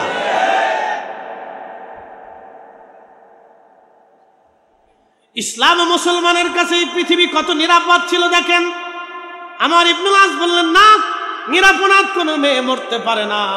তখন মিশরীরা বলল, হে আমর ইবনুল আস, ঠিক আছে, আমাদের বিশ্বাস অনুযায়ী এই আমরা কুমারী নারীকে হত্যা করার পরে, জবাই করার পরে নীল নদের ভিতরে পানি আসে, জোয়ার আসে। হ্যাঁ আমর ইবনুল আস, তোমরা তো মুসলমান, তোমরা কালেমা নিয়ে আসছো, তোমাদের সাথে আমাদের কোনো ঝগড়া হবে না, দ্বন্দ্ব হবে না, কিন্তু একটা শর্ত আছে। আমর ইবনুল আস, তাহলে আমরা এই কুমারী মেয়েকে হত্যা করব না, কিন্তু শর্ত হলো যদি তোমরা নীল নদের পানি এনে দিতে পারো তোমরা মুসলমানেরা, তাহলে আমরা এই কুমারী নারী আর হত্যা করব না। আমর ইবনুল আস চিন্তায় পড়ে গেলেন, আমি নীল নদের জোয়ার কেমনে আনাবো? জোয়ার তো আর আমার কথায় আসে না, জোয়ার তো আর আমার হুকুমে আসে না, জোয়ার তো আর আমি আনতে পারবো না। কিন্তু আমর ইবনুল আস ডাক দিয়ে বলেন, হে মিশরবাসীরা, আমাদের একজন আমির আছে, আমিরুল মুমিনিন, খলিফাতুল মুসলিমিন হযরত ওমর। আমি হযরত ওমরের কাছে চিঠি পাঠাবো, উনি যা সিদ্ধান্ত দিবে তাই মানতে হবে।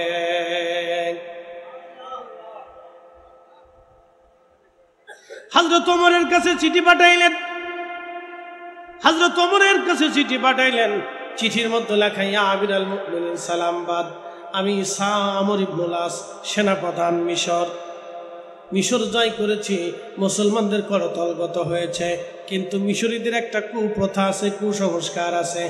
মিশরের নীল নদের পানির জোয়ার আনার জন্য মিশরীরা প্রত্যেক বছরে একটা কুমারী নারীকে তারা নীল নদের পাশে জবাই দেয়, রক্তগুলি গড়াইয়া গড়াইয়া নীল নদের পানির সাথে মিশে যায়। নীল নদের পানির সাথে যখন রক্ত মিশে যায় তখন নীল নদের জোয়ার আসে। ইয়া আমিরাল মুমিনিন, আমি বাধা দেওয়ার পরে মিশরীরা বলছে, যদি তোমরা মুসলমানরা যদি এই কুমারী মেয়েকে হত্যা করার বিপরীতে তোমরা পানি এনে দিতে পারো, জোয়ার এনে দিতে পারো, তাহলে আর কোনোদিন তারা নীল নদে এই কুমারী হত্যা করবে না। আমিরুল মুমিনিন, আমি এখন কি করব? আপনার চিঠির অপেক্ষায়, ফায়সালার অপেক্ষায় সাদ আমর ইবনুল আস অপেক্ষা করবে। আমিরুল মুমিনিন হযরত ওমরের কাছে চিঠি চলে আসলো মদিনাতুল মুনাওয়ারায়। চিঠিখানা পড়লেন হযরত ওমর। চিঠিখানা পড়ার পরে হযরত ওমর রাদিয়াল্লাহু আনহু আর একখানা চিঠি তিনি লিখলেন। চিঠির মধ্যে তিনি লিখলেন, হে নীলনদ, আমি খলিফাতুল মুসলিমিন হযরত ওমর বলতেছি, নীলনদ তুমি যদি আল্লাহর হুকুমে প্রবাহিত হয়ে থাকো নীলনদ, তাহলে আমি ওমর বলতেছি তুমি আল্লাহর হুকুমে প্রবাহিত হয়ে যাও। হে নীলনদ, তুমি যদি আল্লাহর হুকুমে প্রবাহিত না হইয়া তোমার নিজের শক্তিতে প্রবাহিত হয়ে থাকো, তাহলে আমি ওমর বলতেছি তোমাকে প্রবাহিত হতে হবে না। একসাথে জোরে বলেন আল্লাহু আকবার। আচ্ছা বলেন, এই বিদ্যা কোন মাদ্রাসায় আছে? না, আসতে করেন না, জোরে ডরাই করেন না, জোরে বলেন না, না জোরে বলেন আছে, না না জোরে বলেন আছে। কোন কাগজের পৃষ্ঠায় এই বিদ্যা আছে? না জোরে বলেন আছে। বদর শাহ আউলিয়া পাথরের উপরে চড়ে, পাথরের উপরে, পানির উপরে পাথর ভাসায় তিনি এসেছিলেন। এই বিদ্যা দুনিয়ার কোন মাদ্রাসার সিলেবাসে আছে? হযরত খান জাহান আলী কুমিরের পিঠে চড়ে এসেছিলেন। এই বিদ্যা দুনিয়ার কোন মাদ্রাসার সিলেবাসে আছে? হযরত শাহ মুস্তাফা আল হাসানি আল হুসেইনি মৌলভীবাজার শহরে বাঘের পিঠে চড়ে তিনি এসেছিলেন। বলেন, এই বিদ্যা দুনিয়ার কোন মাদ্রাসার সিলেবাসে আছে? হযরত শাহজালাল ইয়ামানি মুজাররিদি রাহমাতুল্লাহ আলাইহি তিনি জায়নামাজ বিছাইয়া সুরমা নদী পার হয়েছিলেন। এই বিদ্যা দুনিয়ার কোন মাদ্রাসার সিলেবাসে আছে? খাজা বাবা আজমেরি সেঞ্জেরি রহমতুল্লাহ আলাইহি আনা সাগরের পানি একটা লুটার ভিতরে তিনি জমা করেছিলেন। বলেন, এই বিদ্যা দুনিয়ার কোন ল্যাবরেটরি, দুনিয়ার কোন বিশ্ববিদ্যালয়, দুনিয়ার কোন সিলেবাসের ভিতরে এই বিদ্যা আছে? হযরত মুজাদ্দিদ আল ফসানি সেরহিন্দি সম্রাট জাহাঙ্গীর তাকে মেরে ফেলে দেওয়ার জন্য সিংহের খাসার ভিতরে আবদ্ধ করে ক্ষুধার্ত সিংহকে ছেড়ে দিলেন। তিনি সিংহের সামনে নামাজে দাঁড়ায় গেলেন।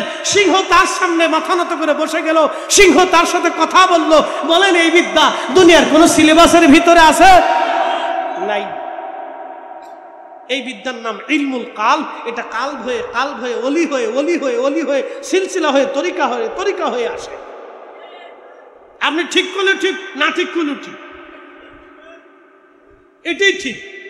সূত্র যেটা এ স্কয়ার বি স্কয়ার, এ স্কয়ার প্লাস বি স্কয়ার। আপনি যদি উল্টে কষতে চান তো কিয়ামত পর্যন্ত কষবেন, খাতা শেষ হবে, কলম শেষ হবে, অঙ্ক মিলবে না। আর যদি সূত্র ঠিক মতো মিলাইয়া অঙ্ক কষেন, তাহলে 2-3 খুসার ভিতরেই এই অল্প কালিতেই, অল্প কাগজেই অঙ্ক মিলে যাবে। কথা কোন ঠিক কিনা?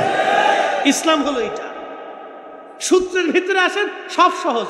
সূত্রের ভিতরে আসবেন না, কিয়ামত পর্যন্ত চেষ্টা করবেন, কিচ্ছু পাবেন না।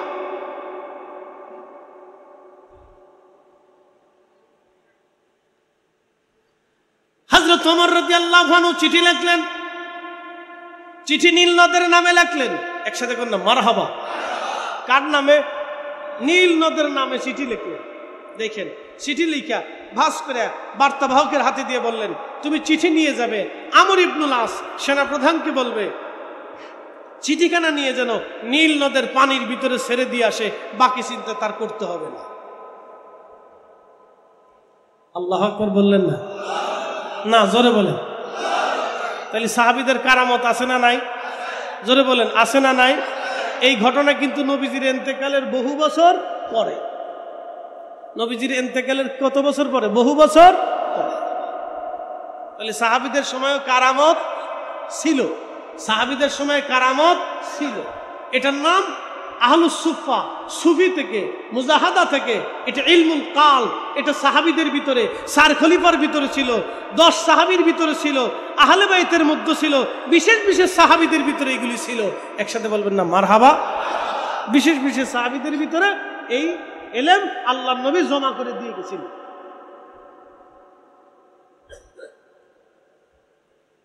প্রিয় উপস্থিতি হাজিরিন, মনোযোগ দিয়ে শুনবেন। চিঠিখানা নিয়ে গেলেন বার্তাবাহক। সুদূর মদিনাতুল মুনাওয়ারা থেকে মিশরে চলে যাওয়া হলো, নিয়ে গেল চিঠিখানা। চিঠি পৌঁছে গেল মিশর। সেনাপতি আমর ইবনুল আসের হাতে চিঠিখানা দিয়ে বলেন, সেনাপতি, খলিফাতুল মুসলিমিন বলে দিয়েছেন চিঠিখানা নিয়ে আপনি নীল নদের মধ্যে ছেড়ে দিবেন, আর কোনো কাজ আপনার নাই। চিঠিখানা নিয়ে সেনাপতি আমর ইবনুল আস চিঠিখানা নিয়ে নীল নদের মধ্যে ছেড়ে দিলেন। নীল নদের জোয়ার এসে গেল। আজকে 1450 বছর পার হয়ে যায়। নীল নদের জোয়ার আনার জন্য কোনো কুমারী নারী আর জবাই দিতে হয় নাই। এটার নাম ইসলাম, এটার নাম ইলমুল কালব, এটার নাম কারামত। এইভাবেই ইসলাম সারা পৃথিবীতে ছড়িয়ে গেছে। কথা বলেন ঠিক না ঠিক? অলিদের নাম শুনলে হাসি, মানে এমন ভাব লইছে যদি বিরাট বড় বুজুর্গ, ফেরের ভিতরে বোম বলে পায়খানা ছাড়া আর কিচ্ছু নেই, বিরাট বুজুর্গ। ইস, এমন ভাব লইছে। সাইকুল বলছিল এই নমরুদে এই শয়তানদের জিগে, তুমি কেডা? বলে আনা সাইকুল আলা, আনা সাইকুল আলা, আমি দেশের বড় সাহেব, তুমি আমার চিনো না।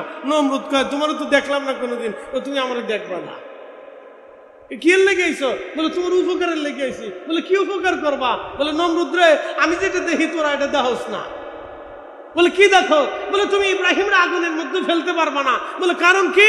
বলে ইব্রাহিমের মিনজাবিনের রশি ধরে ফেরেশতারা বসে রয়েছে, তুমি দেখো না, আমি দেখতেছি। ফেরেশতা যদি ছড়াইতে হয় তাহলে কিছু এই বেহায়া নারী নিয়ে আসো, এইখানে আইনা নাচানাচি করাও, তো রহমতের ফেরেশতারা চলে যাবে। বেহায়া বেডি, বেহায়া বেডি, বেহায়া বেডি। এই বেহায়া বেডিদের কপালের ভিতরে তখন টিক দিছিল, টিক। যে এখন যে বেডিরা টিক পরে, বেডি ভালো করে শুনে রাখো, তুমি বেহায়া, বেহায়া, তুমি টিক পড়ো কে? মুসলমানের টিকলি পড়তে হবে কি জন্য? কথা কর না কেন? কপালে ফোড়া দেয়, ফোড়া ফোড়া। আমি কতটি দিয়ে বোরকা ফইরাও কপালের ভিতরে একটা হান্দাই দিচ্ছি। মাঝে মধ্যে হাসি আর কি, উরে সিটা, কি সিটারে সিটা। এখন তো নিউ সিস্টেমের হেজাব। কি সিস্টেমের হেজাব আপনারা বুঝাই। আমি মালয়েশিয়া গেছি, ওদের মালয় মহিলারা হেজাব করে, কিন্তু প্যান্টও আছে, শার্টও আছে। এই দৃশ্য আমি দেখছি প্রথম ইন্ডিয়াতে। ইন্ডিয়াতে মাহফিলে গেছি করোনার আগে। আমি বিদেশ সফর আজকে থেকে করি না, বহু আগে থেকেই করি। তো করোনার আগে মাহফিলে গেছি ইন্ডিয়াতে। তো মাহফিলে যাওয়ার পরে সুফি ফতে আলী রসুলের নাম রহমতুল্লাহ মাজার জিয়ারত করতে যাব। তা আমার সারা জীবনেই যেখানে যাই, অলিদার যেখানে মাজার আছে আমি জিয়ারত করি, এটা আমার আদত। কারণ আমি জানি ওনাদের বর্গায় যদি হাজিরা না দেই তাহলে অকৃতজ্ঞতা হয়। কথা ঠিক আছে কিনা? কারণ ওনাদের উসিলে আমরা কালেমা পাইছি, ওনাদের উসিলে কি পাইছি? কালেমা পাইছি। তো ফতে আলী রসুলের নাম রহমতুল্লাহ মাজার জিয়ারত করার পাশেই আর একটা মাজার আছে, তিনি হুজুর গাউসে পাকের নাতি, একসাথে কর না মারহাবা। ওইখানে ওনার আওলাদের মাজার আছে। শত শত বছর আগে ওনারা ওইখানে কালেমার দাওয়াত দিতে আসছে। আপনি বুঝেন এবার ইসলাম কারা কিভাবে ছড়াইছে দেখেন।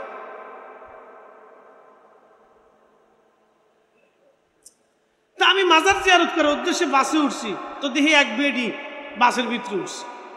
বেডির প্যান্ট পরা, শার্ট গায়ে দেওয়া, মাথার ভিতরে হেজা। তা আমি ঘটনা চিন্তা করছি, আমি তো জীবনে এটা কোনোদিন দেখছি না, প্রথম প্রথম। তা আমি কি ব্যাপার কি, বেডি হেজাব পরা, আবার প্যান্টও পরা, শার্টও গায়ে দেওয়া, এটা কেমন হইল? আমি চিন্তা করতেছি এটা কেমন মুসলমান? যে প্যান্ট পরছে, শার্ট গায়ে দিছে, ও বেডির আবার মাথায় হেজাব বাঁধার দরকার। মানে সিস্টেমটা এরকম, খুব নেকি। একজনে শুনছে ভাইরে পাগড়ি মাথায় দিও 70 গুণ সোয়াব। কত গুণ সোয়াব? পাগড়ি মাথায় দিলে 70 গুণ সোয়াব। এই সোয়াবের আশা এই বেটা কি করছে, লুঙ্গিরে টাইম দিয়ে খুইলে মাথার ভিতরে পাগড়ি বেঁধে লাইছে।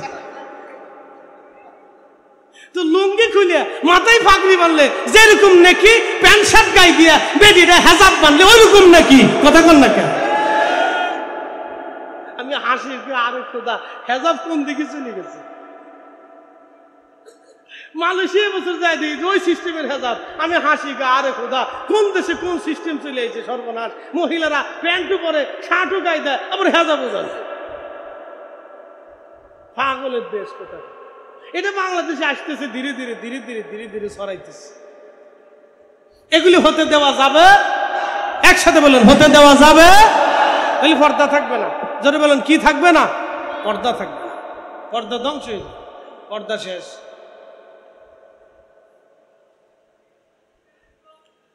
প্রিয় উপস্থিতি হাজিরিন, সাহাবীদের জমানাতে আর একজন ওলির জীবনী শোনাই।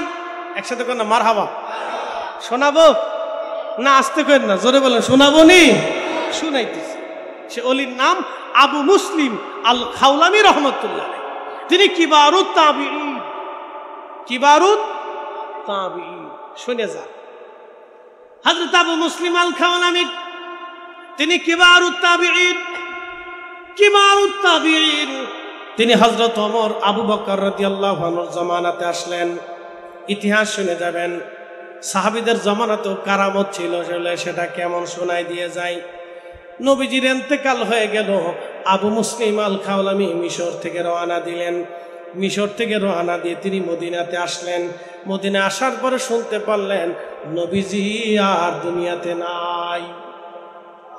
মনের দুঃখ মনে নিয়ে হযরত আবু বকরের হাতে কালেমা পড়লেন, দিন শিক্ষা করলেন। আবু বকর রাদিয়াল্লাহু আনহুর হাতে দিন শিখার পরে হযরত আবু বকর বললেন, আবু মুসলিম, তোমাকে ইয়ামান দেশের জন্য নিযুক্ত করলাম, তুমি ইয়ামান দেশে কালেমার দাওয়াত দিতে যাও। হযরত আবু মুসলিম আল খাওলামি কালেমার দাওয়াত দেওয়ার জন্য সুদূর মদিনা থেকে ইয়ামান চলে গেলেন। ইয়ামান কোথায় গেলেন? ইয়ামান দেশে চলে গেলেন। এইদিকে ঘটনা ঘটলো ভিন্ন। হযরত আবু বকরের জামানাতে, হযরত আবু বকরের জামানাতে ভণ্ড নবীদের উদ্ভব হলো। একটা ভণ্ড নবীর নাম ছিল মুসাইলামতুল কাজ্জাব। এই ভণ্ড নবীর সাথে সাহাবীদের প্রচন্ড জিহাদ হয়েছিল। প্রায় 700 সাহাবী যুদ্ধে শহীদ হয়েছিলেন। 4টেখানি কথা না, 700-র মতো সাহাবী, তাও কারি সাহাবী, মুহাদ্দিস সাহাবী, এই যুদ্ধে শহীদ হয়েছিলেন 700 সাহাবী।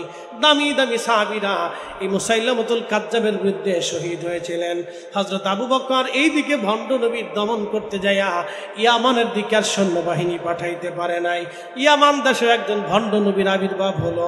এই ভণ্ড নবীর বিরুদ্ধে কোনো সেনাবাহিনী নাই, কোনো যুদ্ধ করার শক্তি নাই। আবু মুসলিম আল খাওলামি চিন্তায় পড়ে গেলেন। তিনি কোনো সেনাবাহিনী গঠন করতে পারে নাই যে তাদের সাথে জিহাদ করবে। কিন্তু আবু মুসলিম আল খাওলামি হাল ছাড়েন নাই। তিনি ভণ্ড নবীর লোকদের কাছে যায় বলেন, হে ভণ্ড নবীর লোকেরা, আমার নবী আখিরি নবী, আমার নবীর পরে আর কোন নবী দুনিয়াতে নাই। তোমরা সাবধান, ওই লোকের কথা মানবা না। তোমরা মানলে তোমরা ধর্মান্তরিত হয়ে যাবা, বেঈমান হয়ে, কাফের হয়ে তোমরা জাহান্নামে চলে যাবা। কিন্তু মনে রাখবেন, মানুষ সবসময় নেগেটিভের দিকে বেশি ধাবিত হয়। এই শোনেন, আমার দিকে শোনেন, মানুষ মন্দ প্রবণ। আবার শোনেন, মানুষ মন্দ প্রবণ। ভালো করে শোনেন, মানুষ কি প্রবণ? মন্দ প্রবণ। মানুষ মন্দ প্রবণ। দুধ রাখবেন, দুধ খাবে না, কিন্তু পাশে মদ রাখবেন, মদ খাবে। কে আসতে ঠিক কোন কে জোরে বলেন? দুধ খাবে না, দুধ খাবে না, পাশে মধু রাখবেন, মধু খাবে না, কিন্তু পাশে যদি বাবা রাখেন, ইয়াবা রাখেন, তো ইয়াবা খাবে।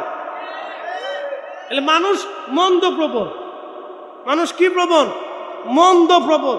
মন্দের দিকে মানুষের মন ঝুঁকে চলে যায়, বেশিরভাগ খালি মন্দের দিকে চলে যায়। এই জন্য যেই নারীরা পর্দা ফসিতে করে রাস্তায় চলে, ওই নারীদের দাম নাই। যে বেডি ল্যাংটা হইয়া কুকুর জুকুর করে চলে, ফুলাখানো ওই বেডির পিছনে পিছনে দৌড়ায়। এলে মন্দ প্রবণ। হ্যাঁ, মনে রাখেন, মানুষ মন্দ প্রবণ। মানুষের দিল মন্দের দিকে চলে যায়, বারবার খারাপের দিকে চলে যায়। সূত্র এটা আমার বক্তব্য না, মানুষের দিল মন্দ প্রবণ। দেখবেন সারা রাত ধরে এই নাটক, সিনেমা, এইটা সেটা, বেডি বিডি, নাচানাচি, এগুলি দেখবে, কিন্তু কোরআন শরীফ পড়বে না। কথা কন না কে, ঠিক কিনা? মানুষ মন্দ প্রবণ। এগুলো সূত্র, এগুলো শিখবেন, এগুলো বুঝবেন, দরকার আছে। মানুষ মন্দ প্রবণ।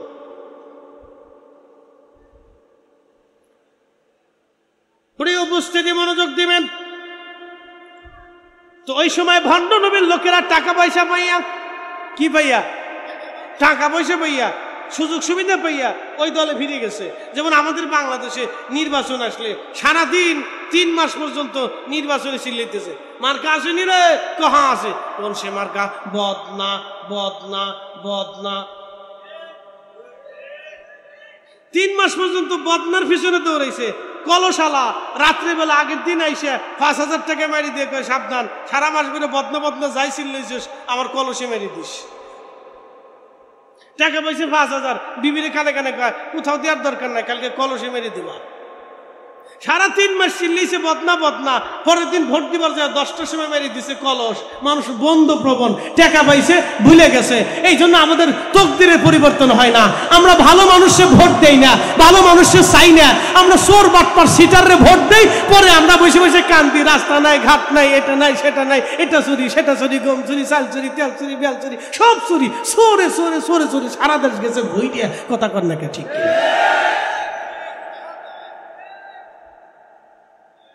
মন্দ প্রবণ। একসাথে বলেন কি প্রবণ? মানুষ মন্দ প্রবণ। তো মুসাইলাম ওই ভণ্ড নবীর পক্ষে বহু লোক চলে গেল। কিছু মুসলমানরা কালেমা পড়ছিল নতুন, তারাও চলে গেল। আবু মুসলিম আল খাওলামি চিন্তায় পড়ে গেলেন, হাই হাই আমার সৈন্যবাহিনী নাই, হযরত আবু বকর সৈন্য পাঠাইতে পারতেছে না, আমি এখন কি করব? তিনি হাল ছাড়েন নাই, তিনি দাওয়াত দিতেই লাগলেন। একা প্রতিরোধ করে তুললেন। একসাথে বলবেন আল্লাহু আকবার। একা, জোরে বলেন কি? একা। তিনি তো সাহাবী না, তিনি তাবী। তিনি কি তাবী? সাহাবী না, তাবী। হযরত আবু বকর রাদিয়াল্লাহু আনহু ছাত্র, তিনি তাবী। একা পড়ে গেলেন। ভণ্ড নবীর বহু লোকেরা তাকে ধরে নিয়ে গেল, ধরে হাত পা বেঁধে রাখলো, তাকে মেরে ফেলবে। আবু মুসলিম আল খাওলামি বললেন, হে ভণ্ড নবীর লোকেরা, তোমাদের সাথে আমার একটা চ্যালেঞ্জ হয়ে যাক। বলে কি চ্যালেঞ্জ? তোমরা তো আমাকে মেরে ফেলবা, কেমনে মারবা? বলে তোমাকে আমরা আগুনের মধ্যে পুড়িয়ে মারবো। আবু মুসলিম আল খাওলামি বললেন, হে ভণ্ড নবীর লোকেরা, তাহলে একটা চ্যালেঞ্জ হয়ে যাক, তোমরা আমাকে আগুনের মধ্যে ছেড়ে দাও। আগুন যদি আমাকে পোড়ায় তাহলে আমার নবী মিথ্যা, আর আগুন যদি আমারে না পোড়ায় তাহলে আমার নবী সত্য। তোমাদের এই ভণ্ড নবী মিথ্যা নবী। একবার জোরে বলা যাবে কি ইয়া রাসূলুল্লাহ? কারামত কেমনে আসে ভালো করে দেখে। ওলিদের অবদান, সুফিদের অবদান, তাসাউফের অবদান, ইলমুল কালবের অবদান ইসলামে কি ছিল ভালো করে শুনে যা। আবু মুসলিম আল খাওলামি বললেন, আমাকে যদি আগুনের মধ্যে তোমরা ফেলে দাও, আগুন যদি আমাকে পোড়াইতে পারে তাহলে আমার নবী মিথ্যা। একসাথে বলবেন আল্লাহু আকবার। এরকম চ্যালেঞ্জ আমরা দিতে পারবো? আমরা পারতাম না। বলে কারণ কি? আমাদের ওই বিদ্যা নাই, ওই বিদ্যা নাই, ওই বিদ্যা আমাদের নাই। নদীর ভিতরে গেলে কর্ণফুলির ভিতরে নৌকা নিয়ে, ডিঙ্গি নৌকা নিয়ে যদি পার হইতেছেন, আর ঝড় যদি তুফান উঠে আসে, তাহলে বুঝবেন যে কলিজার ভিতরে কেমনে পানি থাকে। আমি পদ্মা নদীতে একবার পড়ছিলাম এরকম। বেড়ি শিক্ষার পরে, বেড়া শিক্ষার পরে, পুরুষে পারে, বাচ্চারা পারে, সবাই শিক্ষার পরে আল্লাহ বাঁচাও, আল্লাহ বাঁচাও। কলিজা টলিজা সব গেল শুকাইয়া। পদ্মা নদীর স্রোত খুব মারাত্মক স্রোত। তখন পদ্মা সেতু হয়েছিল না। ওই রাস্তা দিয়ে কত গেছি আসছি, কত মানুষ ডুবে মরছে তার হিসেব নাই। আহা, ওই পদ্মা নদীর মাঝখানে গেলে তখন কলিজার ভিতরে আর পানি থাকতো না। এত কঠিন অবস্থা। বর্ষার দিনে তো খুব ভয়াবহ ছিল। তা আল্লাহ বাঁচাও, আল্লাহ বাঁচাও, শিক্ষের দুঃখের পারা শুরু হতো। তা আবু মুসলিম আল খাওলামি রাহমাতুল্লাহ আলাইহি ভণ্ড নবীর লোকেরা হাত পা বেঁধে রাখছে, আগুন জ্বলাইছে, বিরাট আগুন জ্বলাইছে। আগুন জ্বালায়া চ্যালেঞ্জ, আগুনের মধ্যে হাত পা বেঁধে ছেড়ে দেওয়া হলো। আগুন জ্বলে, কিন্তু আবু মুসলিম আল খাওলামি আগুনের ভিতরে পড়ে না। বুঝেন নাই মনে হয়? আবার জোরে বলেন, আগুন জ্বলে কিন্তু আবু মুসলিম আল খাওলামি জ্বলে না। চিৎকার মেরে জোরে বলেন আল্লাহু আকবার। মাকালের ফল দেখতে ভালো, উপরে লাল নীল ভিতরে কালো। মাকালের ফল দেখতে ভালো, উপরে লাল নীল ভিতরে কালো। মাকালের ফল চিনেননি আপনারা? মাকাল ফল চট্টগ্রাম কি বলে? হাইদা ফল, হাইদা। এই শোনেন, আমাদের দেশে মাকাল, আপনাদের দেশে হাইদা ফল। হাইদা ফল দেখতে ভালো, উপরে লাল নীল ভিতরে কালো, সারা জীবন এমনি গেল দয়াল, সারা জীবন এমনি গেল, খাইতে আমরা পারলাম না। যার ভিতরে নাই রসুলের প্রেম, তার সাথে ভাব কইর না। মাকালের ফল দেখতে ভালো, উপরে লাল নীল ভিতরে কালো, মাকালের ফল দেখতে ভালো, উপরে লাল নীল ভিতরে কালো। ওরে সারা জীবন এমনি গেল দয়াল, সারা জীবন এমনি গেল, খাইতে আমরা পারলাম না।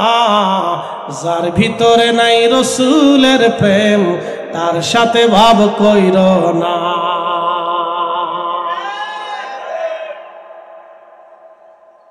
আবু মুসলিম আল খাওলামি আগুনের ভিতরে, আগুন জ্বলে, আবু মুসলিম আল খাওলামি আগুনে পড়ে না, উনার পাগড়ি পরে না, জুব্বা পরে না। একসাথে কর না মারহাবা। ভণ্ড নবী চিন্তাই পড়ে গেল, হায় হায় করলাম কি, হইল কি, করতে চাইলাম পুরাইতে, হয়ে গেল ওইটা। ভণ্ড নবী পালায় দৌড় দিছে, তার কিছু অনুসারীরা দৌড়ায় চলে গেল। বাকি যারা নও মুসলিম ছিল, যারা ওই ইসলাম ছেড়ে দিয়েছিল, তারা হাতের মধ্যে কামড় দেয়, চিন্তায় পড়ে গেল হাই হাই হলো কি।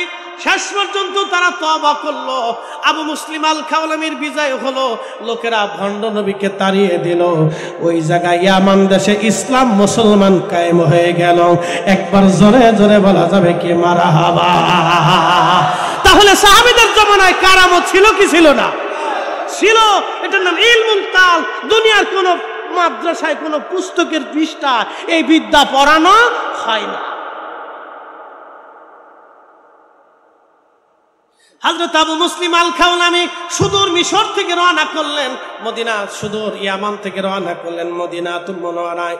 হযরত ওমর রাদিয়াল্লাহু আনহু ইয়ামানের রাস্তার পাশে বসে থাকে, আবু মুসলিম কবে আসবে, এই উম্মতের ইব্রাহিম কবে আসবে। হযরত ইব্রাহিম খলিলুল্লাহ আগুনের মধ্যে পড়ে নাই, আবু মুসলিম আগুনের মধ্যে পড়ে নাই।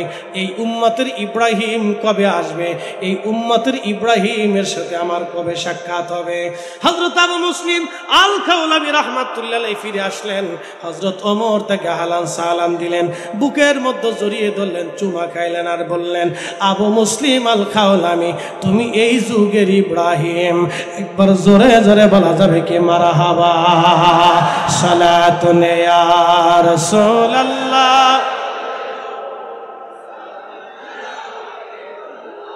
আহা সালাতুন ইয়া রাসূলুল্লাহ।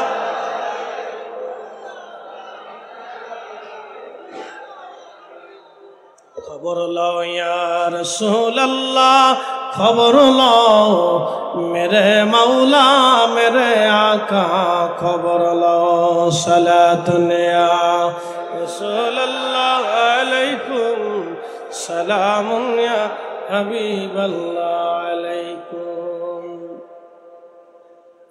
এইভাবে ইসলাম যুগে যুগে দেশে দেশে আল্লাহর ওলিদের মাধ্যমে ইসলাম ছড়াইলো। মালদ্বীপে যাব মাহফিল করার জন্য, সেপ্টেম্বরের শেষ, আজকে ডেট করেছি, সেপ্টেম্বরে শেষে মাহফিল হবে মালদ্বীপে। মালদ্বীপে ইসলাম কেমনে আসলো শুনে যান। কিভাবে ইসলাম মালদ্বীপে আসলো, কেমনে ইসলাম আসলো মালদ্বীপে, মালদ্বীপে ইসলাম কিভাবে আসলো। তখন তারা কেউ মুসলমান ছিল না, তখন সবাই ছিল মূর্তি পূজারী। মালদ্বীপের সমস্ত মানুষ মূর্তি পূজারী, কিন্তু আপনি শুনলে আশ্চর্য হবেন, তারা 100% মুসলমান। মারহাবা কর। কত পার্সেন্ট? 100%। একসাথে 100% মুসলমান কেমনে হলো? মালদ্বীপে কিভাবে মুসলমানিত্ব আসলো? ইতিহাস আপনাকে শোনাই দিয়ে যায়, আজকে শুনে যাবেন কেমনে তারা মুসলমান হলো। মালদ্বীপে মুসলমান তখন সবাই মূর্তি পূজারী। আরব বণিক দলেরা জাহাজ ভরে ব্যবসা করার জন্য তারা রওনা করেছে। ঝড় তুফানে জাহাজ ডুবি হলো, কোন রকম কাঠের এক তক্তার উপরে ভেসে। একজন আরব্য বণিক তিনি ভাসতে ভাসতে ভাসতে ভাসতে মালদ্বীপে এসে পৌঁছাইলেন। মালদ্বীপে পৌঁছানোর পরে তিনি যখন মালদ্বীপে আসলেন, লক্ষ্য করলেন মালদ্বীপের লোকজনের মন খারাপ, সবার মন বেজার, সবাই মনক্ষুণ্ণ হয়ে পড়ে আছে। ব্যবসা বাণিজ্য তেমন ভালো না, কেউ কারোর সাথে তেমন কথাবার্তা বলে না, সবার মন খারাপ। কারণ কি? জিজ্ঞেস করলো, তোমাদের মন কেন খারাপ হয়ে আছে? ওরা বলল, দেখো প্রত্যেক বছরে এই সাগর থেকে একটা দৈত্য উঠে আসে, দূত উঠে আসার পরে আমাদের একজন কুমারী মেয়েকে প্রত্যেক বছর সাগরের তীরে আমাদের রেখে চলে আসতে হয়, আর এই দৈত্যটা এসে ওই কুমারী মেয়ের রক্ত পান করে চলে যায়। ওই দৈত্য জিনটা আসে কুমারী মেয়েটাকে হত্যা করে ছিন্ন বিচ্ছিন্ন করে রেখে দিয়ে এসে চলে যায়। প্রত্যেক বছরে আমরা একজন করে কুমারী মেয়ে ওই জিনের জন্য বরাদ্দ করি, নতুবা আমাদেরকে কষ্ট দেয়, ঝড় তুফান দেয়, বিপদ আপদ আসে, মুসিবত তেরে আসে, সে আমাদেরকে হত্যা করে, মানুষ খুন করে, এইভাবে সে উগ্র। আমরা বাঁচতে পারি না, বহু চেষ্টা করেছি, কাজ হয় না। কিন্তু এই বছর আমাদের মন খারাপ কেন তুমি জানো না? এই প্রত্যেক বছর আমরা লটারি করি, প্রত্যেক বছর লটারিতে এক একজন মেয়ের নাম আসে, প্রত্যেকজন মেয়ের নাম আসে, কিন্তু এই বছর যার লটারিতে নাম আসছে তিনি আমাদের এই দেশের রাজার মেয়ে, বাদশার মেয়ের নাম আসছে। এখন বাদশার বক্তব্য হলো, আমার মেয়ের যেহেতু নাম আসছে, অতএব আমার মেয়েকে আমরা সমুদ্রে পাঠাবো। আর আমরা বলছি না, বাদশার মেয়ে আমরা দেব না। বাদশা বলে, না, তোমাদের সন্তান যদি মরতে পারে তাহলে জনগণের জন্য আমার সন্তান কেন মরবে না? আমাদের সবার মন খারাপ, রাজ পরিবারের সবার মন খারাপ, বাচ্চার একটা মাত্রই সন্তান। এখন বলো তো এই অবস্থায় আমরা কি করে খুশি থাকতে পারি? তখন ওই আরব্য বণিক, তিনি ছিলেন মুসলমান, তিনি আল্লাহর কোরআনের হাফেজ। একবার জোরে বলা যাবে কি মারহাবা? একজন আল্লাহওয়ালা বুজুর্গ, আল্লাহর ওলি, কোরআনের হাফিজ, তিনি বলতেছেন, শোনো, তোমার বাচ্চার কাছে আমাকে নিয়ে চলো, এই বিপদ থেকে আমি তোমাদেরকে উদ্ধার করতে পারি। লোকেরা তাকে নিয়ে চলে গেল। বাচ্চাকে বললেন, বাচ্চা, আমি আরব একজন বণিক, কোরআনের হাফেজ, আমি মুসলমান, তোমাদেরকে এই বিপদ থেকে আমি উদ্ধার করতে পারি, কিন্তু আমার একটা শর্ত আছে। বলে, কি শর্ত? তোমরা ওই মেয়েটাকে সমুদ্রের পাড়ে পাঠাবা না, ওই সমুদ্রের যে ঘরের মধ্যে তোমরা মেয়েটাকে রেখে আসো, ওই ঘরের পাশে আমি যে বসে থাকবো। আর যদি ওই দৈত্যটা চলে যায়, কোনোদিন যদি না ফিরে আসে, তাহলে বলো রাজা, তোমরা সবাই মিলে কি আমার ধর্ম মানবানি?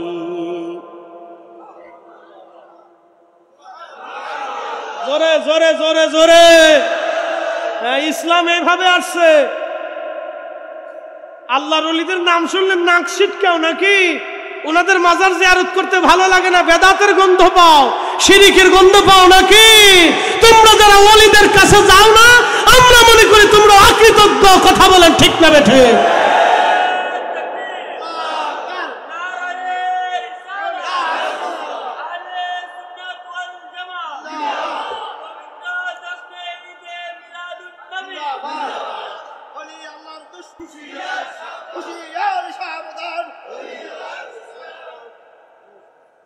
কোরআনের হাফিজ, আল্লাহর ওলি, দিন তারিখ নির্দিষ্ট। রাজা বললেন, ঠিক আছে, এই বিপদ থেকে যদি আমরা বাঁচতে পারি, ওই দানব থেকে যদি বাঁচতে পারি, তো মুসলমান, তোমাদের ধর্ম আমরা সবাই মেনে নেব। আমার দেশের এই মালদ্বীপের যত আমরা মানুষ আছি, আমরা সবাই একসাথে তোমার এই ধর্ম মেনে নেব। যেই রাত্রিবেলা দ্বীপের ভিতরে, সাগরের ভিতর থেকে ওই দৈত্য উঠে আসে, সে সময় আল্লাহু আকবার, এই কোরআনের হাফিজ আল্লাহর ওলি, তিনি বাদশার মেয়েকে রাজ দরবারে রেখে দিয়ে নিজে চলে গেলেন। তিনি কোরআনের হাফেজ, তিনি কোরআনের হাফেজ ছিলেন। তিনি ওই ঘরের পাশে চুপচাপ বসে আছেন সমুদ্রের পাড়ে, যে ঘর নির্মাণ করে কুমারী মেয়ে রেখে আসতে হয়। গভীর রাত, লক্ষ্য করলেন সমুদ্র থেকে একটা দানব, জিন দানব উঠে আসতেছে। মনে রাখবেন, জিনদের ভিতরে বড় বড় শক্তিশালী জিন, তারা সাগরের ভিতরে লুকায়িত থাকে। সাগরের ভিতরে বড় বড় জিনেরা সাগরের মধ্যে তাণ্ডব চালায়, ঝড় তুফান আসে, সাগরে বিরাট বড় বড় দুর্যোগ আসে জিনদের কারণে। বড় বড় জিন সাগর থেকে, সাগরের তলদেশে তারা বসবাস করে। নবী সুলাইমান আলাইহিস সালামের জমানাতে এই বড় বড় জিন সাগরের ভিতরে তারা পালিয়ে চলে গিয়েছিল। সাগরের গহীনে যারা তারা বসবাস করে, তারা সাগরের গহীন থেকে এসে দুনিয়ায় মানুষের কষ্ট দিয়ে থাকে। ওই সাগরের গভীর থেকে আরব ভারত মহাসাগর থেকে একটা জিন উঠে আসে। ঠিক এমন সময় আরব বণিক আল্লাহর ওলি কোরআনের হাফেজ, তিনি ওইখানে বসে বসে কোরআন শরীফ সূরা ইয়াসিন তেলাওয়াত শুরু করে দিলেন। সূরা ইয়াসিন যখন তেলাওয়াত শুরু হয়ে গেল, আল্লাহু আকবার, কোরআনের আওয়াজ যখন জিনের কানের মধ্যে গেছে, জিন চিৎকার মারতে মারতে সাগরের অতল গহ্বরে পালিয়ে চলে গেল। আর কোনোদিন মালদ্বীপের জমিনে ওই দানব জিন আর কোনোদিন ফিরে আসে না। আল্লাহু আকবার। পরের দিন সকালবেলা রাজা এবং তার লোকেরা মালদ্বীপ থেকে রওনা দিয়ে চলে গেল। যায় দেখতেছে ঠিক বসে বসে কোরআনের হাফিজ কোরআন তেলাওয়াত করে জিন পালিয়ে চলে গেল। বলে, যুবকরে, যুবক কোরআনের হাফিজ, এটা কি করে সম্ভব হলো? বলতেছে, বাদশা, এটা আল্লাহর কোরআনের মুজিজা। একসাথে জোরে বলবেন কি মারহাবা। আল্লাহর কোরআনের কারণে জিন পলায়ন করে চলে গিয়েছে। এবার বলো, তোমরা কি কোরআন মাননি, বিধান মাননি? তখন রাজা বলল, মুসলমান, আর দেরি করো না, আমরা যারা আছি সবাইকে, আমাদেরকে একসাথে তুমি কালেমা পড়ায়া আমাদের সবাইকে মুসলমান বানায় দাও। এই জন্য মালদ্বীপে 100% মুসলমান, ওখানে মুসলমান ছাড়া কেউ নাগরিকত্ব পায় না। আল্লাহু আকবার। মালদ্বীপে নাগরিকত্ব পেতে হলে মুসলিম হওয়া শর্ত, মুসলিম হতেই হবে তাকে, মুসলমান ছাড়া কেউ নাগরিকত্ব দেবে না। কারণ একসাথে সবাই মিলে মুসলমান হয়েছিল সেই দিন। একসাথে বলবেন আল্লাহু আকবার। যুদ্ধ লাগে নাই, তলোয়ার লাগে নাই, রক্ত লাগে নাই, কোরআন শরীফের মুজিজা দিয়া, কারামত দিয়া আল্লাহর ওলিরা এইভাবে সারা পৃথিবীতে কালেমার সুমহান মর্যাদা ছড়িয়ে দিয়েছে। কথা বলেন ঠিক না বেঠিক? ওলিদের বাংলাদেশ শুধু ওলিদের না, সারা দুনিয়া ওলিদের। কি কথা কন না কে? ওলিদের কি সারা দুনিয়া। তো তাদের জিয়ারত করবা না তো শয়তানের কবরের পাশে যাবা, নায়ক নায়কের কবরের পাশে যাবা, তোমার নেতাজি খাতাজির কবরের পাশে যাবা। বেটা, আমরা আল্লাহর ওলিদের মাজারের পাশেই যাব, জিন্দেগির শেষ সময় পর্যন্ত যাব, তাদের জিয়ারত আমরা করবই। কথা বলেন ঠিক না বেটা? এভাবে সারা দুনিয়াতে ওলিদের সীমানা ছড়াইছে। আমি কয়টা নাম বলবো আপনাকে বলেন তো? ইরানে, উজবেকিস্তানে, কাজাখস্তানে, তুর্কমেনিস্তানে, আজারবাইজানে, আফগানিস্তানে, কোথায় বলবো বলেন তো? কোথাও কোনো জায়গা নাই। সব জায়গায় সারা পৃথিবীতে অলিরা ছড়িয়েছে ইসলাম, অলিদের ইসলাম সারা দুনিয়াতে। এই জন্য সুফি, আহলুস সুফা থেকে সুফি এসেছে, সাহাবায়ে কেরাম থেকে সুফির ক্রম বিন্যাস এসেছে, হযরতে ইমাম জয়নুল আবিদিন থেকে সুফির ক্রম বিন্যাস এসেছে। প্রিয় উপস্থিতি ভাই আমার, আমি যদি বলতে যাই তো সারা রাত শেষ হবে। কে বলছে সাহাবীদের কারামত নাই? দুইজন সাহাবীদের জমানায় দুইটা প্রসিদ্ধ কারামতের কথা শোনাইলাম আপনাদেরকে। আমি যদি ইমাম হুসাইনের কারামত বলি তো রাত চলে যাবে। ওনার সন্তান ইমাম মুহাম্মদ বাকেরের কারামত বলি তো আরো সময় চলে যাবে। ওনার সন্তান ইমাম জাফর সাদেকের কারামত বলি তো আরো সময় চলে যাবে। ওনার সন্তান ইমাম মুসা কাজিম রহিমাহুল্লাহ যুবককালে কারামতি দেখিয়েছিলেন। তাও কাকে? পৃথিবী বিখ্যাত হযরত আল্লামা ইমাম শিবলি নুমানি রহমতুল্লাহ আলাইহিকে। একসাথে বলা যাবে না মারহাবা? হ্যাঁ, উনাদেরকে কারামত দেখাইছে। তো আমি লিখি নেই, ইমাম আবুল ফারাজ ইবনুল জৌজি উয়ুনুল হিকায়াতে 900 বছর আগে ওনার কিতাবের মধ্যে এগুলি লিখে রাখছে।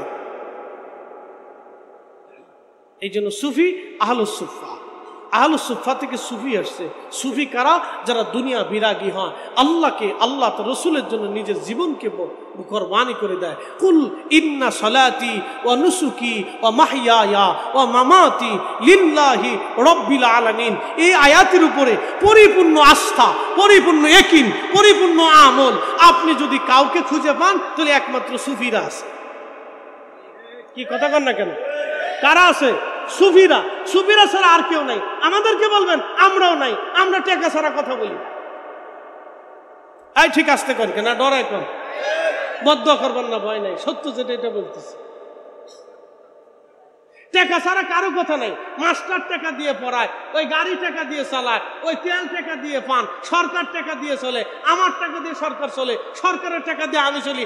আপনি জমি বেচেন, জমি সন্তানের জন্য রেখে যান, স্ত্রীর জন্য দিয়ে যান, বেটাদের জন্য রাখেন। মানুষ সুদ খায় সন্তানের জন্য, ঘুষ খায় সন্তানের জন্য, পরিশ্রম করে সন্তানের জন্য, গাড়ি চালান সন্তানের জন্য, বিদেশে যান টাকার জন্য, ব্যবসা করেন টাকার জন্য, সবাই দুনিয়ার জন্য করে, একমাত্র সুফিরাই আল্লাহর জন্য করে গেছে। কথা কন ঠিক কিনা? সুফিরা কার জন্য করছে? আল্লাহর জন্য। কুল ইন্না সালাতি ওয়া নুসুকি ওয়া মাহইয়ায়া ওয়া মামাতি লিল্লাহি রাব্বিল আলামিন। এই আয়াতের পরিপূর্ণ আমল যদি দেখতে চান তো আহলুস সুফা সুফিদের দিকে তাকান। তারা এই আয়াতের উপরে পরিপূর্ণ ঈমান ও আমল করিয়া, জিন্দেগি গঠন করিয়া, আল্লাহকে খুশি করিয়া, আল্লাহর নবীর গোলামি করিয়া তারপরে তারা কবরে গেছে। এই জন্য তাদের কবরে, তাদের মাজারে, তাদের বারগাহে, জিয়ারতে কোটি কোটি মানুষ কিয়ামত পর্যন্ত যাইতে থাকবে, বন্ধ হবে না। কথা কোন ঠিক কিনা? আপনি ফতোয়া দিলেও বন্ধ হবে না, কাজ হবে না। এটার নাম কি? এটা চট্টগ্রামে কি কয়? ফটো না, না, এমনি নাম কি? আমরা কই বুড়া আঙ্গুল, বুড়া আঙ্গুল, বৃদ্ধাঙ্গুল, বুড়া আঙ্গুল। আমাদের দেশে আর একটা নাম আছে কলা, কলা, কলা, কলা। কিচ্ছু না, কিচ্ছু না, কলা, কলা। আর যদি বোবারে খালি দেখাইতে পারেন তো যুদ্ধ লেগে যাবে। যদি বোবারে দেখাইতে পারেন তো দেখবেন যে যুদ্ধ লেগে গেছে, বিরাট যুদ্ধ। ও ঠেকাইতে পারবেন না ওরে, আপনি ও তুফান উঠে ফেলবে একদম, খুব চেতা চেতে। সাবধান, বোবার সামনে কিন্তু এটা লড়াই না, বিপদ আছে। তো যাই হোক, অনেক কথা আপনাদের সামনে উপস্থাপন করছি, কথার শেষ নেই। হযরত হাসান বসরি রহমতুল্লাহ আলাইহি কোন জামানার মুসলমান জানেননি?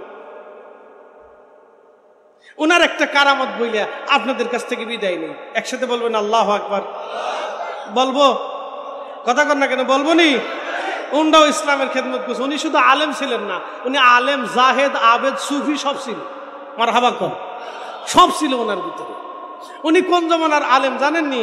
হযরত ইমাম হুসাইন রাদিয়াল্লাহু আনহু যে সময় কারবালায় শহীদ হন, সেই সময় উনি কুফাতে ছিলেন, বসরাতে ছিলেন। তাহলে এবার বুঝেন উনি কোন জামানার। উনি তাবিঈ। যারা বলেন উনি কি? তাবিঈ। উনি সাহাবীদেরকে দেখছেন, সাহাবীদের ছাত্র। একসাথে বলবেন না মারহাবা? হাসান বসরি। ওনার কথা বলে শেষ করব। রাত 2 ঘন্টা আলোচনা চলতেছে, বাপরে বাপ, অনেক টাইম।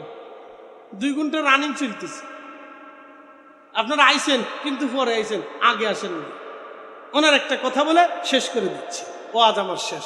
হাসান বসরি রহমতুল্লাহ আলাইহি তিনি হুজরা শরীফে আছেন। এমন সময় এক মহিলা আসছে, লেখছেন কে? আল্লামা ইমাম সাখাবী আল কাউলুল বদির মধ্যে লেখছেন এই ঘটনা। এক মহিলা এসে বলতেছে, হুজুর আমার মেয়ে সকালে মারা গেছে, জোহরের পরে জানাজা করছি, আসরের পরে আপনার কাছে আসছি, আপনি একটু বলে দেন আমার মেয়েটা জান্নাতি নাকি জাহান্নামী। হাসান বসরি রহমতুল্লাহ বলতেছে, মারে তোমার মেয়ে জান্নাতি নাকি জাহান্নামী আমার বলা লাগবে না, তোমার একটা আমল বাতলাই দেই, রাত্রিবেলা তুমি নিজেই দেখবা। না, জোরে জোরে জোরে জোরে জোরে, তোমার একটা আমল দিয়ে দেই। কি দিয়ে দেই? না, জোরে বলেন, কি দিয়ে দেই?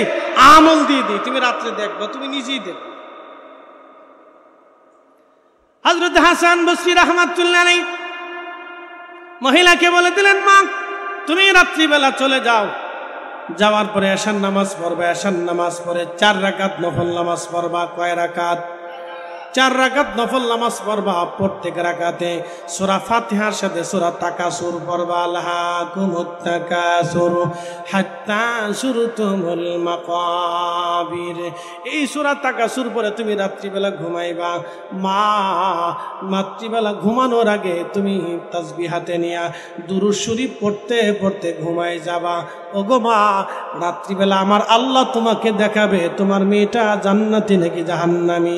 মহিলা বাড়ি চলে গেলেন। রাত্রিবেলা যাইয়া উনি সূরা এশার নামাজ পড়ে 4 রাকাত নফল পড়লেন।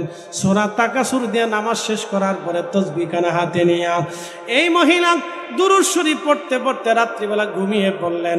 স্বপ্নের ঘরে দেখতেছেন তার মেয়েটা জাহান্নামের লেলিহান শিখার ভিতরে দাও দাও করে জ্বলে।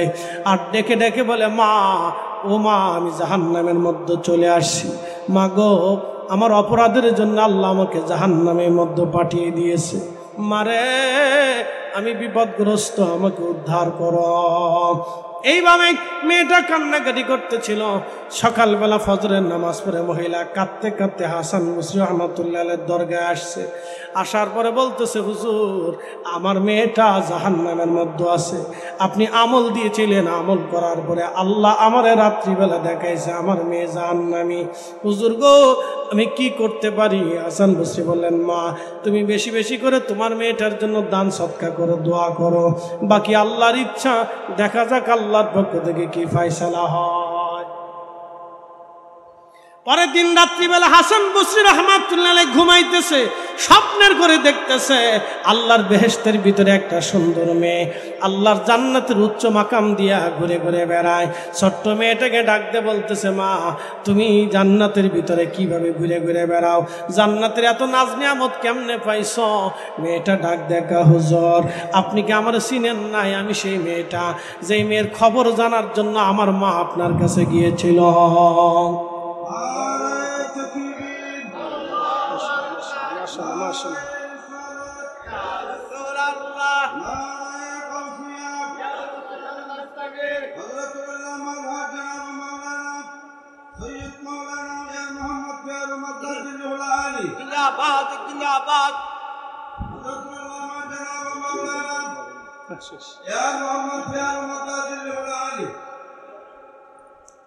আমরা সকলে বলি না মারহাবা। আমার আলোচনাও শেষ। হুজুর এসে গেছেন, হুজুর দোয়া করবেন, সাদারত করবেন। আমি আর কথা বাড়াবো না, শেষ কথাটা বলি, শেষ করে দিচ্ছি। হুজুরকে বসিয়ে কথা বাড়ানোটা আদবের খেলাফ। শুধু এতটুকুনি বলবো, হজরতে হাসান বসরি রহমতুল্লাহ আলাইহি বললেন, ও মেয়ে, তুমি বেহেশতের উচ্চ মাকাম কিভাবে পাইলা? বলতেছে, হুজুর, আমাকে মা যেই গোরস্থানের ভিতরে দাফন করছিল, ওই গোরস্থানের পাশ দিয়ে একজন আল্লাহর ওলি যাওয়ার সময় আমাদের এই গোরস্থানবাসীর জন্য দুরূদ শরীফ পড়ে দোয়া করছিল। এই দুরূদের উসিলায় আল্লাহ আমাদের 70,000 কবরবাসীদের গুনাহকে আল্লাহ মাফ করে দিয়ে আল্লাহর জান্নাতি বানাই দিছে ওলির দোয়ার কারণে, দুরূদের কারণে। জোরে বলেন না মারহাবা। একজন আল্লাহর ওলি আমাদের গোরস্থানের পাশ দিয়ে যাওয়ার সময় দুরূদ শরীফ পড়ে দোয়া করছে। তাহলে এবার চিন্তা করেন, সারা পৃথিবীতে ইসলামের সুমহান আদর্শ, ইসলামের সুমহান নীতি আল্লাহর ওলিরা ছড়িয়ে দিয়েছে, সুফিরা ছড়িয়েছে। এই জন্য সারা পৃথিবীতে ওলি সুফিদের অবদানকে অস্বীকার করার কোনো রাস্তা নাই। সুফিদের কাছে যেই বিদ্যা আসে, এই বিদ্যাটা ইলমুল কালব হয়ে আসে। এই বিদ্যাটা আমাদের দুনিয়ার কোনো পাঠ্যপুস্তকের ভিতরে খুঁজে পাবেন না। আচ্ছা, আমি আপনার এই কথা অনেক কিছু বুঝবো না, কারণ আপনাদের আঞ্চলিক বিষয়। এটা অনেক কথা, কি লেখছেন, অনেক বড় চিঠি, এগুলো পড়তে গেলে, দিতে গেলে সময় যাবে।